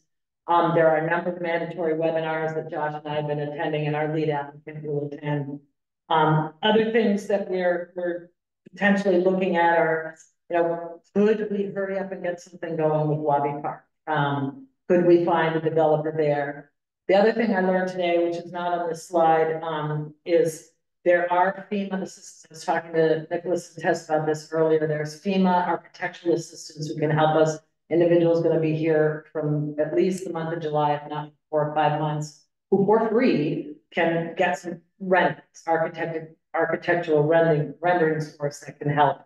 So that folks can start to visualize what's in the realm of the possible. Can we build off the design shift that was done and take that to the next step that does around? And similarly with Wabi Park, if we need to look at how we might orient structures there, however, could make that a more attractive site for developer, maybe this individual could help us with it. I don't know if that it's going to be enough time to help with this grant, but where the city already owns Wabi Park, site controls is in hand. So what I was kind of hoping we could do as part of the project, reality is set in, we really need to narrow our expectations and really narrow down those elements that we know we can do well and get done within 3 years, and that meet the goals of the grant.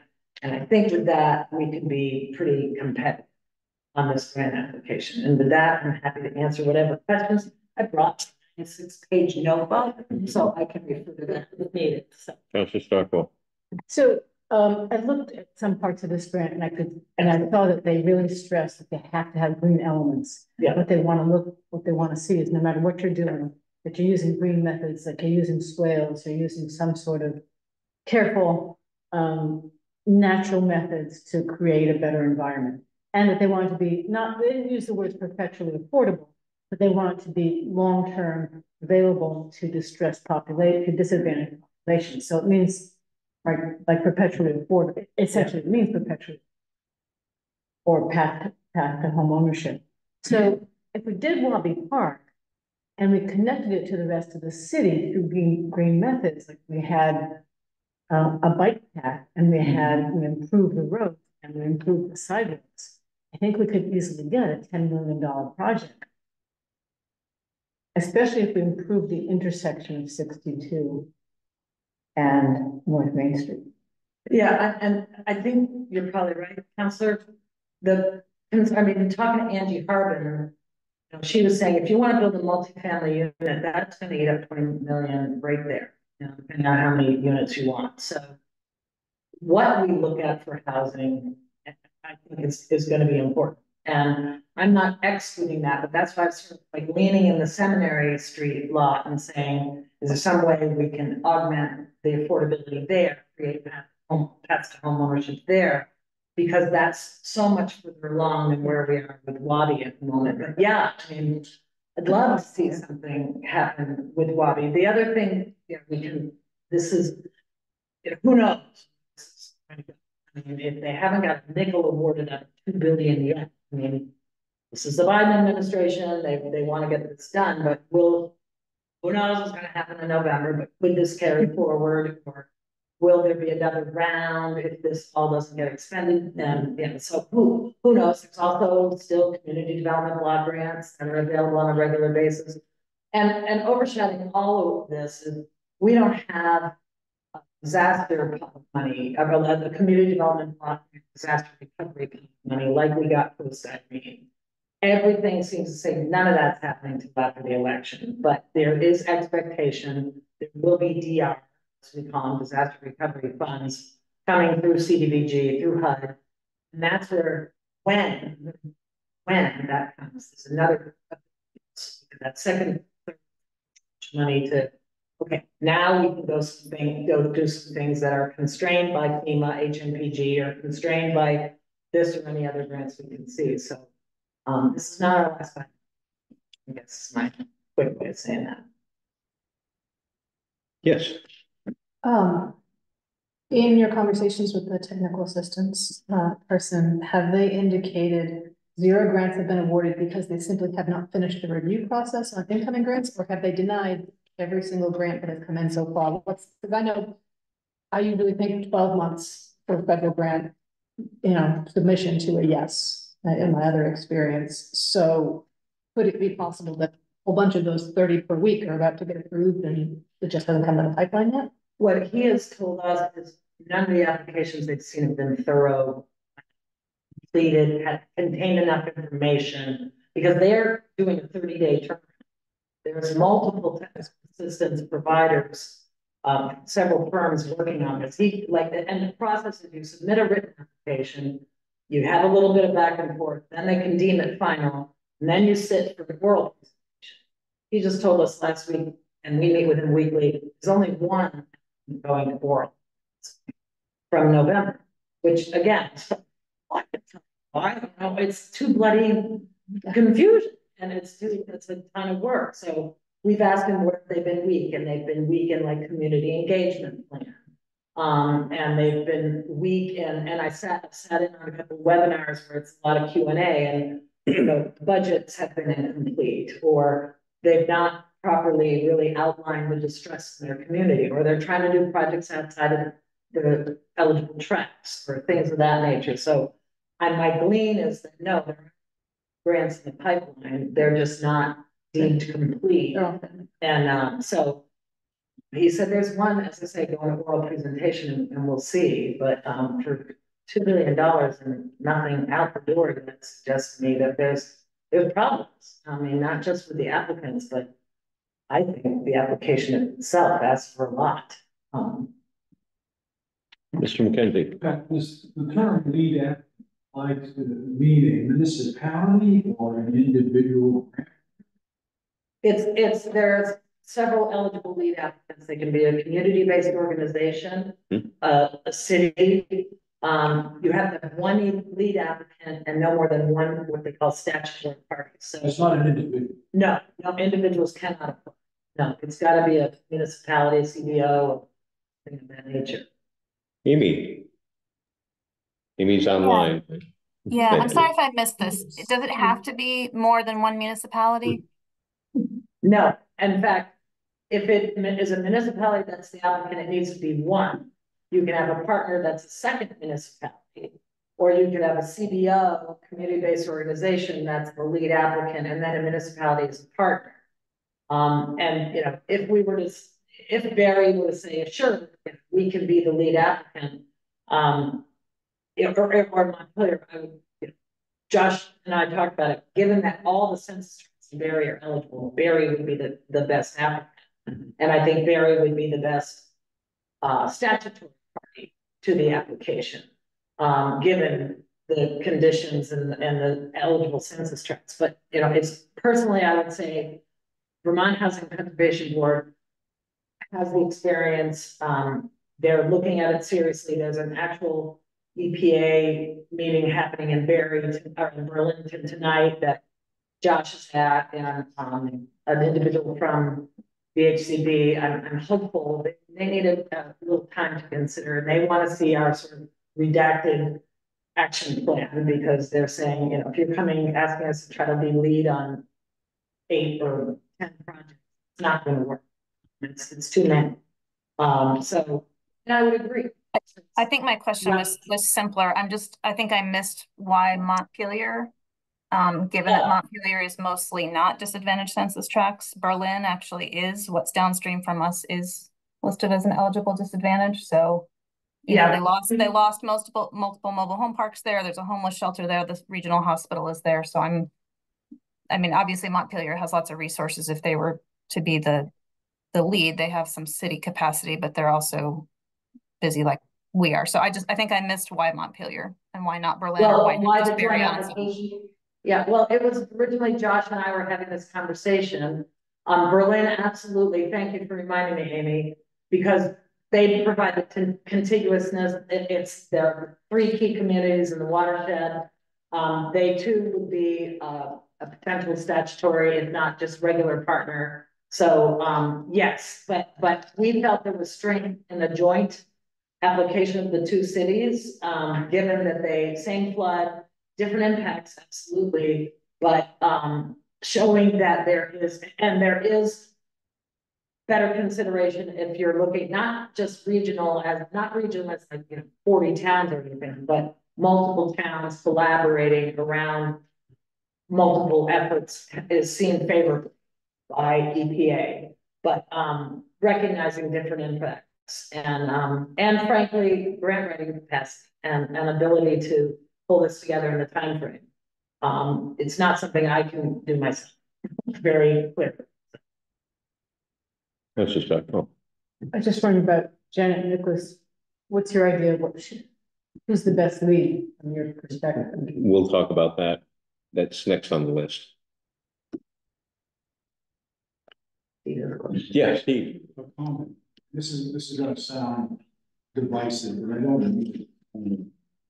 Strategically, is it better, very considering time frame that anyone can,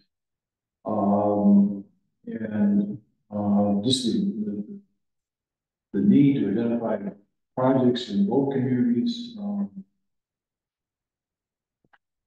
just a thought, and you're probably maybe well down. The amount of coordination just becomes exponential when Well, I feel like we're well down the road, Steve, to be honest, but also we need a lead applicant no matter what.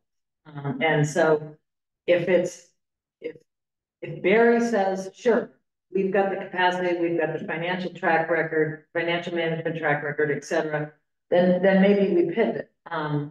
But and Nicholas, you can kick me later, but my gut is, I look at the 14 hats this lady's wearing, the 24 hats you're wearing, the 15 or so this gal's wearing. I don't know where the capacity is in Barre, frankly. And I think there's strength in putting the 2 to 3 with Berlin together. We were the Twin Cities. What happened to that? I mean, there's a little bit of how do we start to bring some more collaboration together that benefits. Councilor Gusson. So I just did some quick math at 30 applications a week since November. They've now turned down over 800 applications. Or deemed incomplete. Yeah. And I don't know that it's been 30 since November. I know it's been 30 that we've been hearing the last few weeks. Boy, they're coming at a pace of 30 a week now. So I guess what makes us think we beat out many hundreds of other communities? I know the answer to that. I haven't seen them. You haven't seen one? How do I know ours aren't better? I haven't seen the other 30 or 800. Fair point, but Pat was just suggesting that there are some substantial flaws in the application process that are maybe making it excessively difficult for people to apply. Substantial flaws or substantial bureaucracy that is how I respond to that, Councilor. And that's the $1 million question, or the $20 million question. What makes us think we'll succeed? I think we have a compelling story to tell. I think Vermont on its own has a very compelling story around environmental and climate change management that we can leverage. Our TA provider sent an article to me of going to sue the oil companies for climate change. And, I said, well, what do you want me to respond to this? No, I just find that fascinating.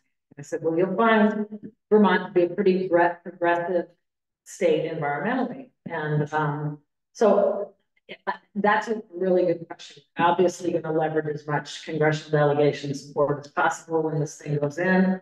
But yeah, we may get bad news. We may put in a lot of work for nothing, but I think it's a lot of work that can prepare us for the next time or help us really lay out some plans that can be a benefit for us as we go forward and look for other sources of funding.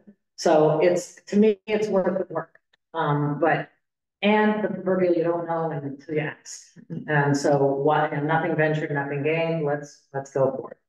It's right now, we don't have a nickel spent on this and, probably won't, but a lot of volunteer time. And, I know one of the volunteers, Montpelier, used to work with me at the Agency of Commerce. And if anybody can paint a sad picture of the economic condition of these two towns, this is the guy to do it. So, you know, as well as I think there are a lot of good people with some of the partners I've named who are ready to really dig in and figure out how to make this a good application. So, but you're absolutely right. We don't have. So brings us to any other questions on the EPA? Oh, I had a question.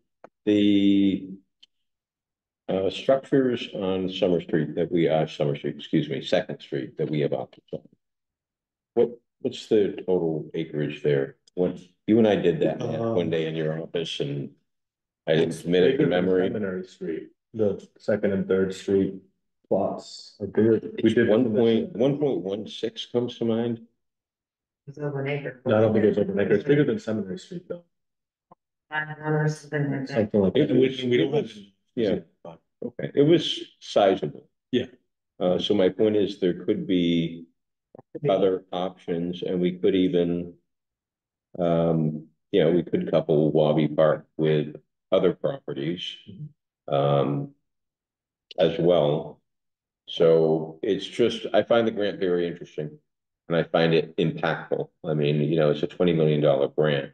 And even when we look at the $90 million up for grabs and the fact that we've identified, give or take, $25 million in projects, we have to be even more realistic about the fact that those are statewide funds, and they're going to be competitive. This is a minimum $20 million grant. This could be impactful. 20 million, I think, is the ceiling. It And I is. think 10 Correct. is the average. Mhm. And we might have a better shot if we come up with it and.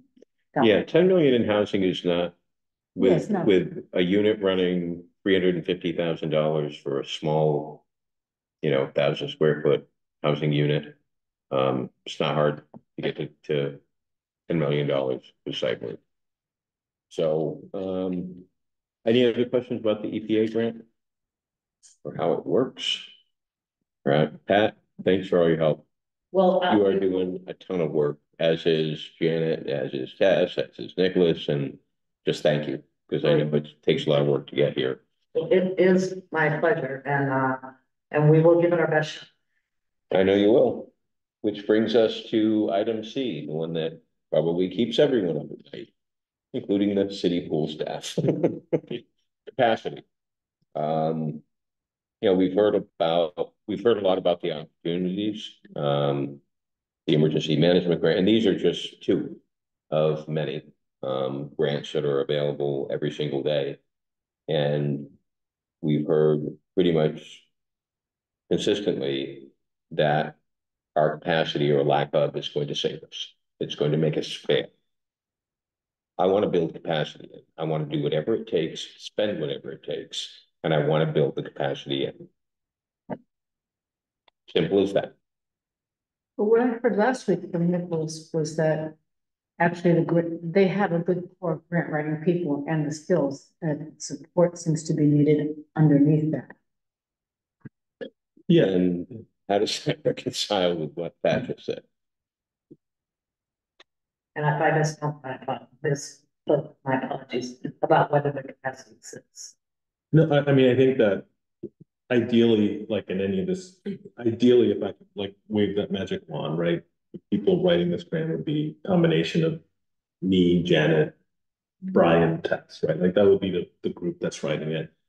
I think that, yeah, the capacity is certainly an issue. I think that the real challenge for us is that, Janet needs one or two people in her office to, I'm doing lifeguard recruitment, right? Like that's tells you sort of where things are. So I think the capacity discussion is very important. I mean, if I, like I said, if I could wave that magic wand, I'd have Janet have two staff 10 years ago so that we weren't even here, right, having this conversation.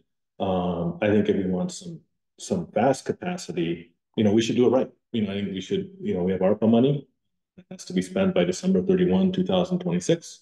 And we should, you know, advertise and recruit a grant writer or this grant or for the FEMA grants, but, you know, do it right. I think that the city has tried to do it on the cheap, and we shouldn't do that. Like, I think that would defeat the purpose, because that, you know, doing that, I think is just gonna probably increase the burden when we have to, you know, help somebody come on board. So I think if it's important to the council, I think we should, you know, see what the market's supporting for like somebody to really do this job well, invest with ARPA funding. And I think in the next budget cycle, you know, something I've talked about with Don and going to be talking about with the department heads is for too many years, you know, at least the years I've been here, the budget conversation has been, all right, where do we start cutting? Right. And I think maybe next year the process needs to be, all right, what do we actually need to run a city of this size? And we should know that. And that might not be the budget that goes to the voters, but I think the budget, you know, we brought to you the last 2 years that I've been here has been responsible, they've been approved, but realistically, they're not the budgets. It doesn't support the staff we need in City Hall. So I think that's the sort of the long game is let's right size the staff and do that in the budget conversation. And then if we want to do some extra capacity, I say let's do it right. Let's go out and find people who do this for a living and have track records of doing it for a living and have experience, you know, doing grants of this magnitude. And if it's not an employee, then it's a contractor. There's lots of really able contractors who could probably do this work as well. So that's my thinking. But I really think that our underlying capacity issues, you know, we're motivated to do that as part of the budget. You know, because we've been, I think, perhaps starting with the wrong question when we've been developing our budget, which is finding cuts. I think we should be, it'd be good to know what a realistic budget for the size of the city is, especially after it's, I think, been underfunded for a long time. So, I mean, and it's not for lack of trying. I'm sorry. Okay. Go ahead. It just, I'm going to use the word happy to hear you say what you're saying. I think for a very long time, we've done a really good job of limping our way along and getting further and further backwards in some ways. And last summer completely called the question and turned everything so far upside down that any plans we had for ARPA money, I think went right out the window. I mean, everything changed and we're facing, in my opinion, and I'm not a money person, I think the edge of disaster, quite honestly. You're not exaggerating. I mean, I just want to move forward. It's not through lack of trying that Janet is one person down in her office. We've funded that position in our budget for 3 years. One? Only one? Two? Yeah. 2 years. Well, average of the two. 1, 3, averages 2, that's fine. You know, so it's not, we advertised an assessor position for 3 before we finally scored an assessor. We'll tell you the backstory someday. My point is simply, Nicholas presented us with a list that's at least, you know, give or take $25 million. We've talked about outreach to individuals, to homeowners, to commercial building owners, saying, if you want to be a part of this as well, if your application is the right application, we will consider submitting it through the city. Then we talked about a $10 to $20 million, whether it's a housing project or what type of project it is. I mean, these are projects that could be transformative. And, you know, we could spend $100,000 on a grant writer and get nothing. I'd be okay with that. I'd be okay with trying and getting nothing than sitting on the sidelines watching another community get a $10 million award. So I'd like to, as far as I'm concerned, I want to do this RFP yesterday and just get it done. Yes, ma'am. So I guess my general position as council would be I defer to the city manager on personnel issues. So with that, in mind, and some of this conversation, I think we're generally in agreement on. But would it be feasible for you to put together that right position for us to look at? Yeah. For next week? Or, Yeah, I mean, it could be more than one. There's a lot of people right here in Barre who are talented and could assist with that application. I don't know if you end up hitting a home run and getting that full-time person who can kind of push it across the goal line. I don't know if it's a combination of people. I don't know what it would look like, but what I do know today is that we just don't have capacity. And the pre-application emergency management grant is due in August, 2 months, 60 days away. And we've got a whole 75 on the EPA grant when that needs to be in. And that's if I take your furthest date out, which was the end of August. Right. So I think the policy, and you're right, we defer to the manager in terms of on personnel matters, but we also set policy. And I want to build the capacity into the system yesterday. If we can't find them, we can't find them. But right now, today, we're not even trying. So just to reiterate, you said, yes, I understand that you could. Yeah, I'd be happy to work with the staff to figure out what the right construct of a position is to get us help right away. Yeah. Thank you. Yes. So I guess in conjunction with that, my question is whether this position would be contracted to specifically apply for these grants that we're talking about. And then after the application process, depending on whether we get them, would they roll over into some kind of project manager? Would we outsource that or contract with someone for project management of grant management, I guess, if you will? Because I love the idea of a grant writer who could continue to write grants. I think we're a distressed community and we probably could qualify for grants every single day, all day long, all year. And so I've been advocating for it at the school, and we have yet to have it. But I think it would be a benefit to us anyway, but I'm curious what your thought is. Is it just for this, or is it more? I think it would probably be, and I'm just spitballing, right? I think I'm going to value Janet's opinion and testing the teams, but in Pat's, right? But I think that as involved as a grant like this could be, it probably wouldn't fill a full-time position. So I think having someone who can sort of fill in gaps and with other parts of the process would be helpful as well. And I agree with you that a good grant writer pays for themselves, right? So I think the value of doing it sort of right at the outset, which is advertising and trying to find someone who has experience doing it, if they sort of show that value, 2 years down the road, if we pay for this with ARPA and then ARPA money's gone, we could very well be in a position where we have documentation of this person's paying for their position and it's seamless, right? And they stay. So it could, something that could easily turn into a permanent position if they're as qualified, if we can find a qualified grant. Yes. And you're not worried about grants management. I mean, it'd be wonderful to have all this money coming in, right? But I know that each grant, particularly consider that EPA grant, how much you're gonna have to report, how much you're gonna have to track.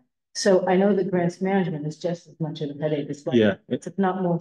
And that's why we have a lead grants manager. I mean, we've already dismissed the possibility of the city serving as the lead, managing the grant, doing the reporting. And I think that's what Pat was, am I correct in that, Pat? No, we haven't got to find a lead, and I shouldn't make a decision.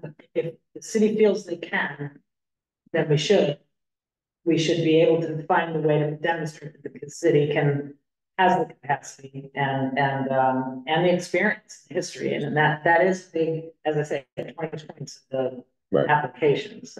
But I'm looking at the list that Pat had up.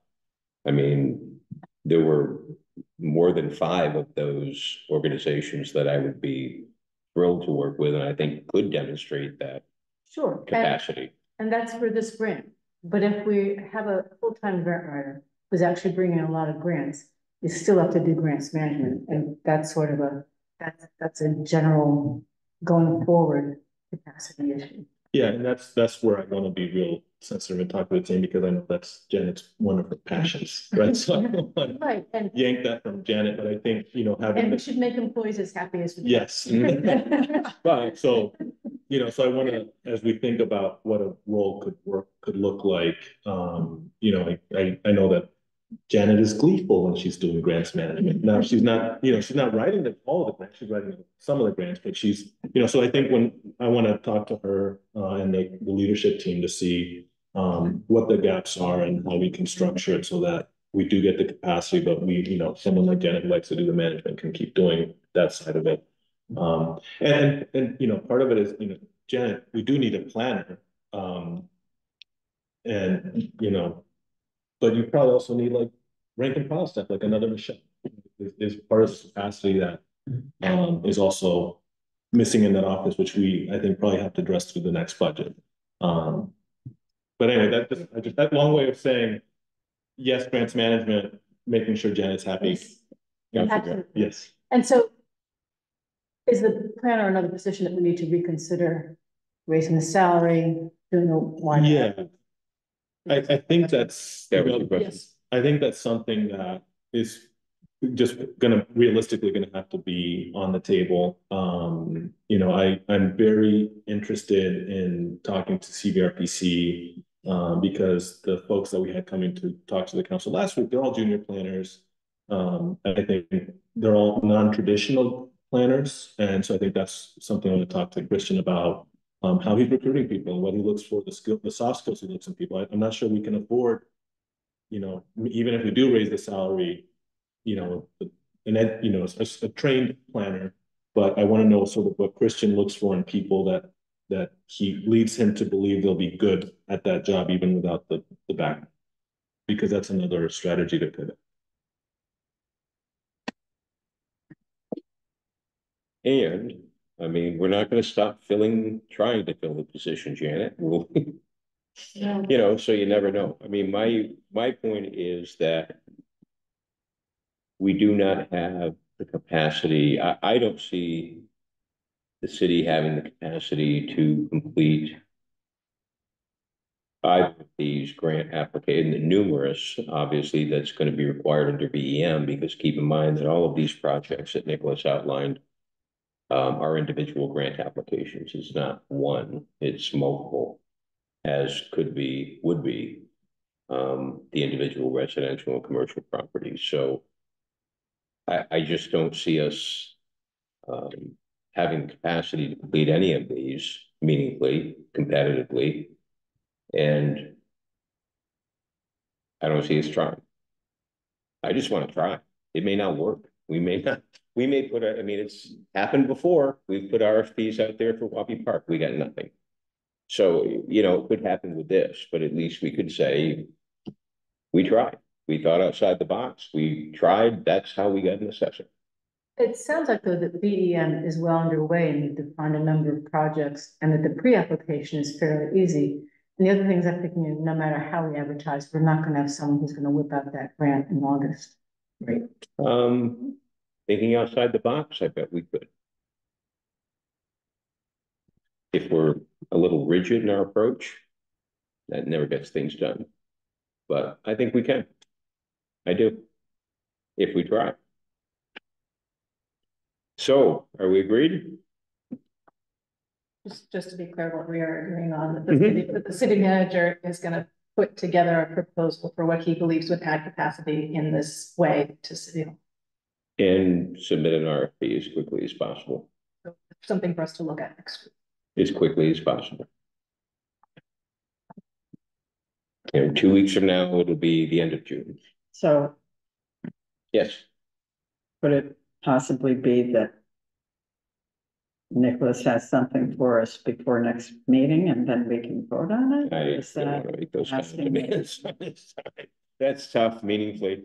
I mean, if I think if the world knows, considering the people that Janet knows, that Tess knows, that Pat knows, that Nicholas knows, if the world knows that we're willing to spend some money to to see these grant applications come to fruition and put them in a position to be submitted. You know, I suspect between all of them, they could probably brainstorm something and, you know, I mean, if he could have it next week, buy you a beer. But I think, you know, a realistic expectation probably still isn't realistic, is maybe 2 weeks. But a quick, you know, quick approval, quick publication. So it's not like, and it's not like Janet and Tess and Pat and Nicholas aren't going to be doing anything with these. I mean, you know, the grants will still keep moving along. It's just, like I said, my anxiety about our ability to push them over the finish line, especially if we advertise or if we make individual property owners aware that, look, if you've got something you want to do, we can perhaps help by doing this. Although I still have a lot of questions that have to be answered on that, because I don't know if that's our responsibility. You sound less than enthusiastic. Is everybody okay with it? I think that's something to pursue. Mm-hmm. As good as it's gonna get. So we'll be talking to the team about it tomorrow. Okay. And we can bail. It's 10 after 8. I appreciate the fact that you all gave up your Tuesday night, although it's just getting nice now, so the weather's going to break. Two other remaining items on the discussion / action plan, just something to keep in mind. I've been looking a lot at the different, we actually do have a city storm water management plan. It's just not necessarily, there are different areas identified. Your Park, your favorite, is actually on the list, but pretty interesting, you know, underground storage at Courier Park. But Nicholas and I were talking the other day, and I think, you know, even when you look at this,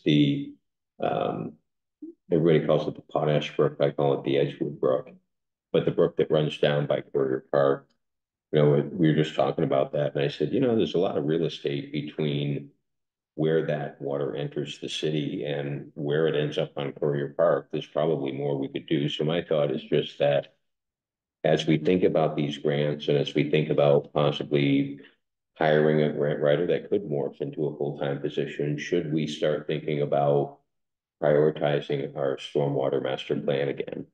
So that, you know, just be mindful of all those things. And I stumbled upon our stormwater plan. I didn't realize we had until it's pretty neat. It has an interactive map. I don't know if any of you have ever seen it. You have it? I'll send you the link. It's kind of neat. It's this interactive map where you can look at the project, but you know, we should probably dust that off. It's been quite a while. And then the last item is just, you know, the north end. I know I harp on that all the time, but and maybe this, you know, this RFP that we're pursuing will help alleviate some of that. We've had so much good work done on the north end, but I just don't see it all like sort of coming together, like in this master plan where we prioritize and we say, well, you know, this is what we're going to try to do. And, you know, Wabi Park will come first, or maybe it won't, or these buyouts will come first, or maybe they won't. Yes. I have maybe a path forward, which is that you said that we should be asking the state for more. I wonder if we might ask the state to engage with Black River Design again. If we as a council came up with these priorities, and I worked through various other reports, and I came up with 2 solid pages worth of priorities around flood resiliency that have been raised by residents, that have been raised to council previously, and so on. If we were able to give someone the input that was lacking in the first plan, Mm-hmm. and asked for a variety of options on the output end, would that help us move forward? I think it sounds like a great idea. Just to, you know, we've done so much good work. We've heard a lot of good ideas. We remember that, but we don't have that collateral piece where, you know, the vision that when I talk to people, it's sort of what they expected would come from those neighborhood meetings, that there would be some sort of master plan that would identify different areas in the north end and say, well, this is the goal. You know, along 302, it's gonna be green space. You know, Sam, you mentioned a daycare at one point. Love that idea. But, well, where do you put it? Well, we haven't, haven't quite gotten that far.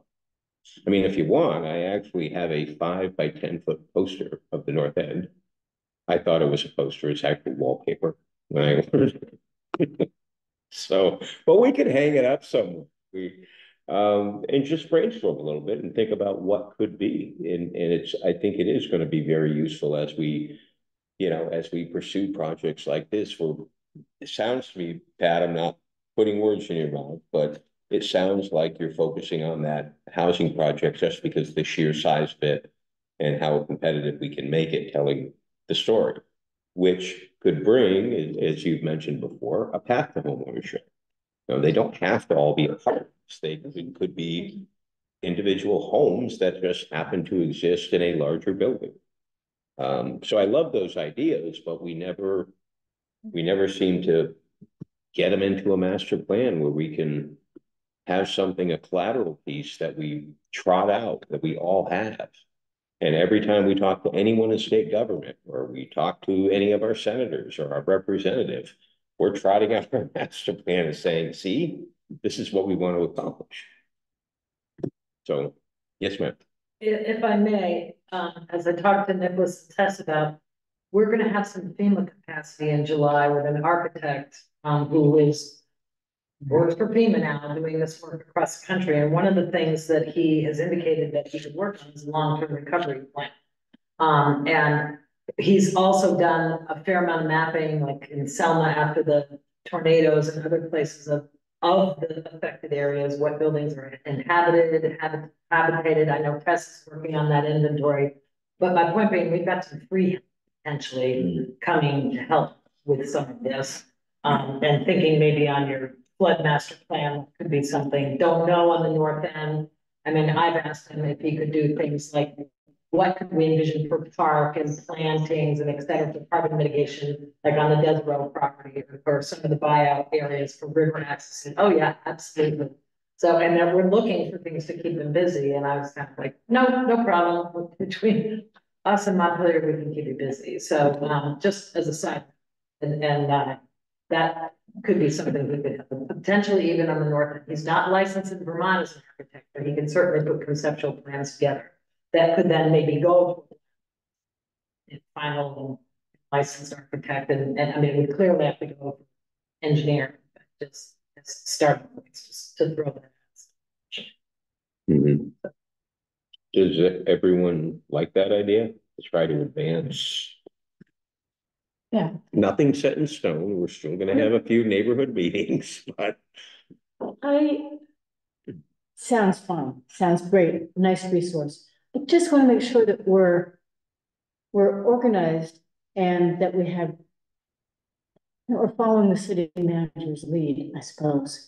Like, there's not like a group over here talking to the same people, and there's a group over here, and they're both from Barre City, and they're saying different things.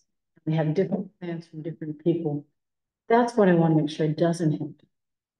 It that's doesn't make us exactly what I'm look trying to wrong. avoid. It doesn't make us look organized. And it's not clearly that the people who are doing the work every day are in fact leading the work every day, and there aren't contradictory messages coming.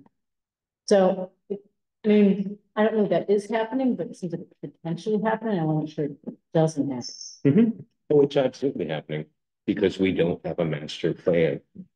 And if we were all speaking with one voice, what my vision for the North End might be very different than yours, might be very different than yours. But if we all agree that we're speaking, this is our master plan. That's why cities have, as you know, a citywide master plan. So that, you know, that's our voice, that's our vision. And right now, I fully expect that many people have many different visions of what the North End is going to look like because we haven't led them and let them know, okay, citywide, and we'll have community meetings. We'll listen to input. Everybody's not going to get everything they want. Everyone will get something. But until we come up with that master plan, I don't see us being able to advance the North End at all in a meaningful way. Yes.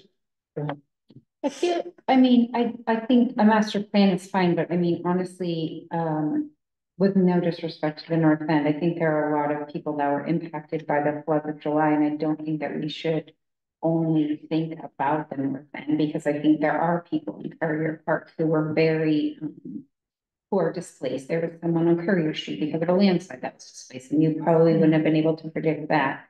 But the thing that I was going to say is I could support a citywide master plan, and I also am curious if part of the reason why we don't have a master or a plan for the North End is because we don't know what's happening with buyouts. It's kind of hard to have a plan when you don't know what's happening with the people who maybe want to live there or maybe don't want to live there. Maybe could have grant money to elevate their homes or do some kind of flood mitigation and maybe want to stay there. So I'm not sure how we're supposed to have a master plan if we don't know how all of the puzzle pieces are fitting together yet. So Fair enough. By starting with what we do know, and we haven't even quantified that. We don't even have a master plan that outlines what we do know, the folks who do want to have the opportunities that do exist. We know vaguely as counselors because we talk about it enough, but we have to, in my opinion, we need to focus a little more about it. To address your comment about the entire city, to me, governing is about prioritizing. Believe me, I'm mindful of the people that sustain damage in the Courier Park, people in the downtown who are still fixing damage. But far and away, in terms of opportunity, we also had a sitting governor who will likely be governor for the next 2 years come to the city council and say, I want to help with a bold plan. I want to help you rebuild, help the North End, mitigate flood damages, and I want to help you. So for me, it's more the opportunity. If the governor had come in and said, well, I want to help with the downtown, I guess I'd be focusing on the downtown. But governor, I think appropriately chose the North End. So again, it's not that I'm unmindful. It's not that I think other people who have suffered are unimportant. It's just about the priority and the opportunity that's presenting itself to the council now. And one last point, Nicholas and I have had this discussion. He runs the city, period. Everything we do, whether it's an RFP, whether it's volunteers who want to help in some way, everyone answers to the city manager. I think we're all clear on that. But in terms of our vision, we're individual people. In terms of our advocacy, I hope every one of you is advocating for this city every chance you get, because I do. And I'm going to continue to. So, yes. I'd like to go back to the plan, but we do have this plan that developed buffer areas, which I thought if we don't do infrastructure, if we don't follow through on infrastructure, we don't do flood resiliency, doesn't matter what kind of buildings we think about putting in. And that plan seems to me a plan we should not put aside in terms of any other plan, because it did include, here's what we're going to do in the North End. Here's what it could be. And no one is advocating that we do. I mean, it's all part and parcel of the vision, the big picture that takes all of those things, that takes stormwater infrastructure, that takes wastewater infrastructure, water infrastructure, and pulls them all into one big master plan. It identifies the needs, it identifies the opportunities, and just identifies a path forward. It's a big jump. Yes. In terms of moving forward on the conversation that, state of normalcy, again, I think a citywide flood resiliency plan that includes the North End as a cornerstone, an absolute cornerstone and key priority of that plan.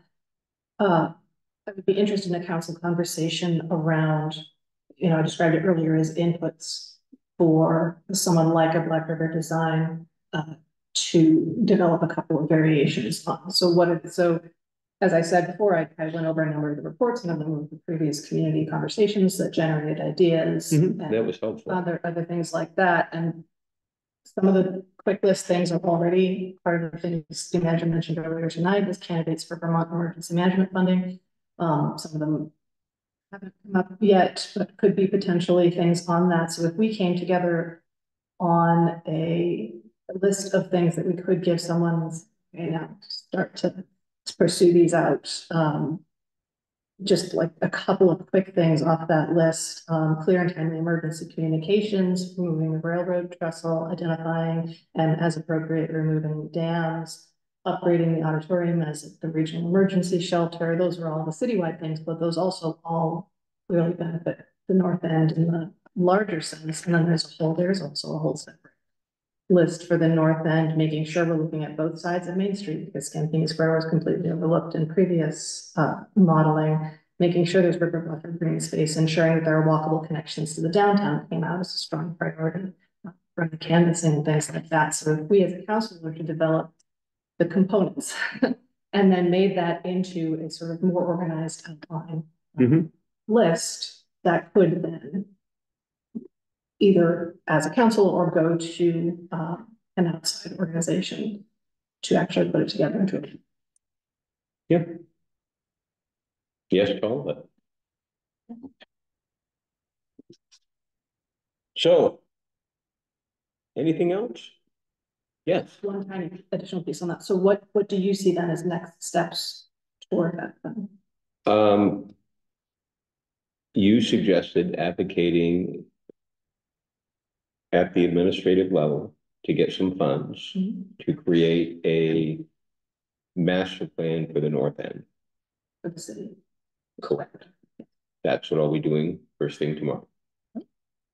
Right. And I, as a council, I would like for us to think what the thing that I found lacking in the previous plan was that it had no input from the city. Well, no input you know, from the city. Be fair.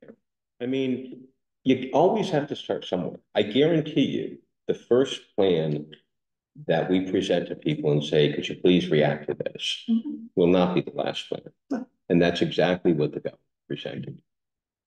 And hey, you know, I was grateful to have him there, advocating for Barre, advocating for rebuilding the north end.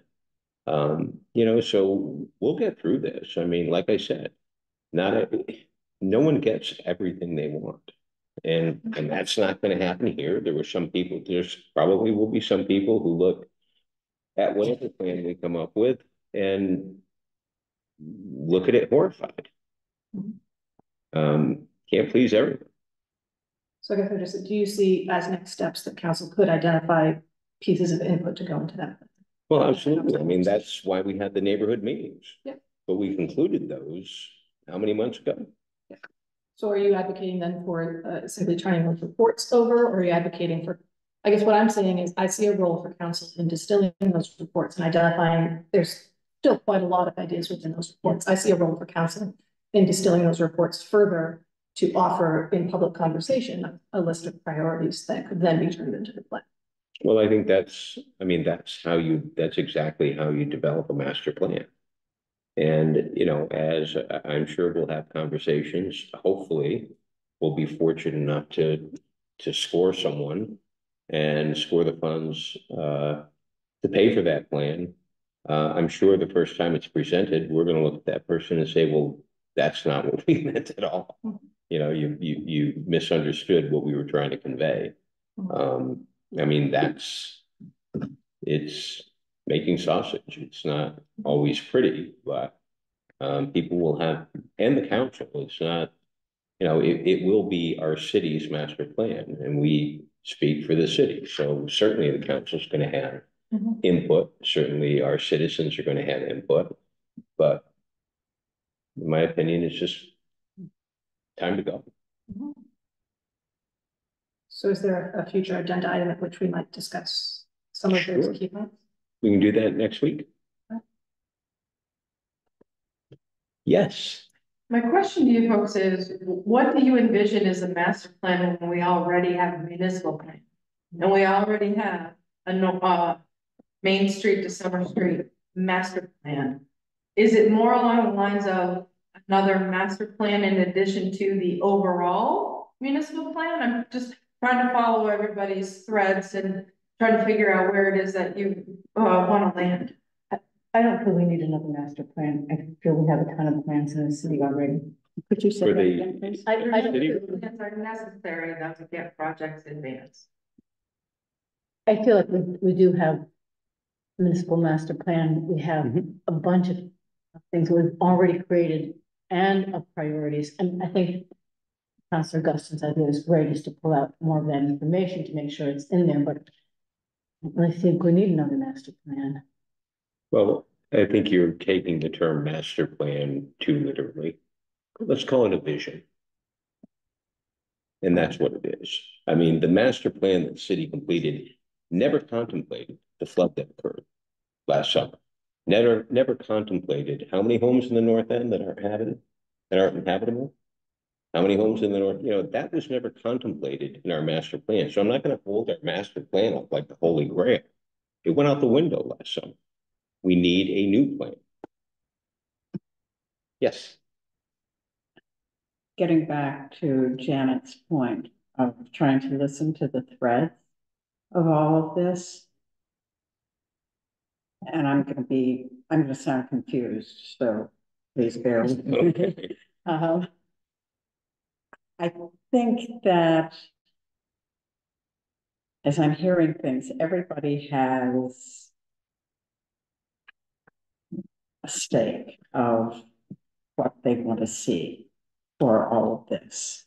And the fact that there is a citywide master plan, I don't know that you throw the whole thing out the window just because of what happened last year. I think you have to keep that as maybe it's your backbone or whatever you want to call it, and then start bringing the new things in. But I think one of the things that we all have to be careful about is getting too staked. That's all. Getting too staked, just like this is how I want to do it. I want to do it. And so then when we do that, we don't listen to each other. Or maybe we don't listen to each other as openly as we could. I'm just throwing that out there, not at the point of being hypercritical, just an observation. Yes. So to Janet's question, I don't know about a master plan and I don't know about the plan. So I would love to see any plans that you have, any plans that anybody has. I think the stormwater plan sounds amazing. I have a lot obviously to catch up on. And so I think all of those things would be great. I don't know what it entails and I don't know what the scope is. And so being able to see that and understand it would probably be very. Sure, so here's an easy difference. The municipal plan is a statutory requirement. We have to hit certain things in statute that we are going to abide by. Master plans deal with sections of towns or cities or neighborhoods that envision specific changes and things to do. For example, the North End, I'm saying that now. The downtown, North Main to Summer Street plan was very specific about parking. The pedestrian way was an outcome of that master plan. So you can have a master, you can have multiple master, but you still always have to have this. So they are by nomenclature two different things. And are they accessible somewhere that we could see? Are they on the website? They're on the website. In the document. Okay. And as you look at the city master plan as it relates to the north end, the need looks really different today. We did that how many years ago? So Yeah, and yeah, like I said, pre-flood. So what I see, Janet, is just an effort where, like I keep saying, everyone gets to say. Not everyone is going to get what they want. But we don't have a plan. I mean, it bothers me every day. And maybe I plan too much, but I anticipate everything. My whole life is flow charting stuff. And so when people say to me, well, what is the city going to do with the North End? I don't know. I just want to know. And any master plan, if all of a sudden, 3 buildings collapse in the North End, well, that would create an opportunity within the master plan. So a master plan isn't something that doesn't change. It's something that can change frequently when opportunities like the governor coming to the city or like these $20 and $10 million grants, as they present themselves, your master plan will likely change. It's got to be a flexible document. So I think we're all agreed. Texting a 17-year-old? Yes, I am. It's all good. Oh, and we should probably, we should probably mention in that vein, you don't have to be a 17-year-old. No, 15. If you're, no, you could be a 30, you could be a 45, you could be a 60. Yeah. And honestly, if there are any retirees out there who are strong swimmers and would like to help the city out even for a short period of time, thank you. I didn't say. No. You raised your hand. Well, no, I mean, I want people to understand it's not just high school students. I mean, we want to open the pool for the kids, and right now we can't open the pool for the kids. We do not have the minimum staffing required to do that. So it is, we joke a little bit about it, but it's, it's pretty serious. So if there are any retirees out there, 30-year-olds, 40-year-olds, 50-year-olds, moms, dads. Teachers not working in the summer? Yeah, exactly. We'll train you. We'll do all your stuff. I already asked. So upcoming business, we've got the RFP that we discussed that will be saying, hopefully within 2 weeks, perhaps sooner if Nicholas has time, but within 2 weeks, we're going to talk next week about the city master plan, about the North End city master plan, making sure the right message is conveyed. Is there anything else you'd like to see on the agenda next week or the week after, or anything upcoming? Like I said, I just, my concern right now is just focusing like the laser on these grant opportunities and master plan. Yes, sir. Just a reminder, next week's meeting is on Monday, the 17th. And thank you very much for reminding me of that. We will have also committee interviews, 6 or 7 of them, just as a heads up. I just want to follow up briefly on that. We currently do not have a meeting scheduled on June 25th, just so I can think ahead. Is your intention to call a meeting for that day? I think to keep the process moving along, it might be quick. Tonight, but I'd probably count on it. I just want to know the welcome. Yeah, that would be my preference. I don't want to waste anyone's time. I don't call meetings just for the sake of calling meetings. I think it's important that we talk about these things and advance them and come up with a plan. So I would count on Tuesday meetings for the duration. Yes. In that same vein, can I ask the city manager a question? Because I know from my experience on the school board, having meetings every single week makes it really hard to get things done. So I'm curious, is it hard to get things done when we meet every single week? Because if this seems helpful to us, but not helpful to you, then I think we need to take that into consideration. Yeah, and I've been candid with the mayor about this. I mean, I moved to the bi-weekly schedule for that reason. I mean, it's, I basically turned into a pumpkin from Wednesday through sometime Friday, getting, agendas, packets, memos, prep. So, yeah. Yeah, I mean, I've been open about that, the cadence we have is good from a workflow perspective for us.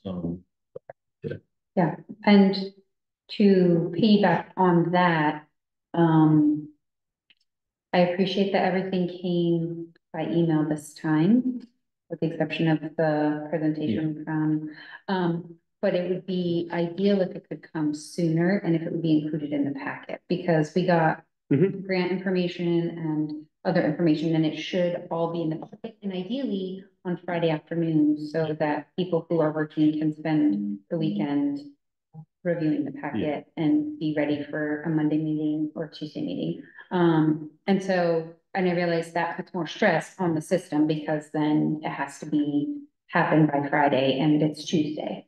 And if you're meeting every week, that really doesn't give you a lot of time. So. Yeah, I think this was these off week meetings, like I'm not handling the memos and stuff. So usually when we have like next week's meeting, we started working on the memos, and we have like an internal deadline and all that. So these all coordinate with counselors if they have materials. Usually Usually it's like a Friday at noon. It's good to have them because then we can just compile it all. But it's different if I'm not, if it's the off week, just because I'm not managing the Right. numbers. Yeah. Right. I think my only feedback is that when there's information that's not included in the packet, it's not providing a level of transparency for all of our constituents. And I think that the community wants to be able to, I mean, look at how many people are here. And they didn't have any of the information that we had because that was only emailed to us. So I just think we need to be aware of that and try to do better. So. Well, we can supplement we can supplement the agenda anytime. We do that frequently. So I'll make it a point, Nicholas and I have had that discussion, which is why I put this agenda together. I'm mindful of his time, and I told him right up front, I'm not, the purpose of these, I guess if you want to call them off-week meetings, is to advance an agenda. It's not to burn up your time. So don't. So I've been very respectful and mindful of that. There's an easy cure. Yes, I did send some information out on Monday. I will do my best to get any future information. You can all do the same to you by Friday. But if it does happen to come over the weekend on a Saturday or a Sunday, we all have jobs too. Yeah, no, But we'll supplement. I mean, it's real easy to supplement the agenda so that if someone is sitting down, if they're sitting at home and sitting down to the council meeting and, they want to pull up the packet and follow along, it'll be there. Yeah, that would be ideal. Yep. I mean, the way that. I thought of that and I forgot. We have the agenda and then there's addendums that come out. And sometimes there's addendum 1, there's addendum 2, addendum 3, because, you have a late hire and it just needs to get in the packet. And so, I'm just hoping we can be mindful of, having materials available for everybody. Yep. And what we do, if you wouldn't mind, if you could make a note, if you could have the materials that Amanda sent and I sent supplemented to the agenda, so if folks did want to refer back, they can do that. Roundtable. Yes. Oh, you're starting with me. Oh, sorry. No, that's okay. I attended the Pride Festival the other day, had a great time. It was nice to see all sorts of people that I knew from different aspects of my world. So, yeah, I had a good time. Yes, Kristen. Just echo Councilor Shamil, I thought Pride was incredible. It was a really phenomenal crowd. Had the best popcorn chicken of my life. And it was a really special day to be in community. Ditto. And it was like 3 times the size of last year. It was such impressive growth. That seemed great. Yeah. I also went to Pride. It was amazing. I got to participate in our church had something on the lawn, and I did a bike ride with Pride Rides, and then I was cut short by rain. And then we were going to do a table to do voter registration, but the Secretary of State was also there. So that sort of we didn't have to do it. But it was great. There were a lot of people and it was fabulous. And the other part of Roundtable that I want to circle back to is the budget vote for the school. The Barre Unified Union School District budget vote is next Tuesday. You can still vote by absentee ballot in the city. It must be a green ballot. Make sure it's a green ballot. And you can drop it off at the front or the back.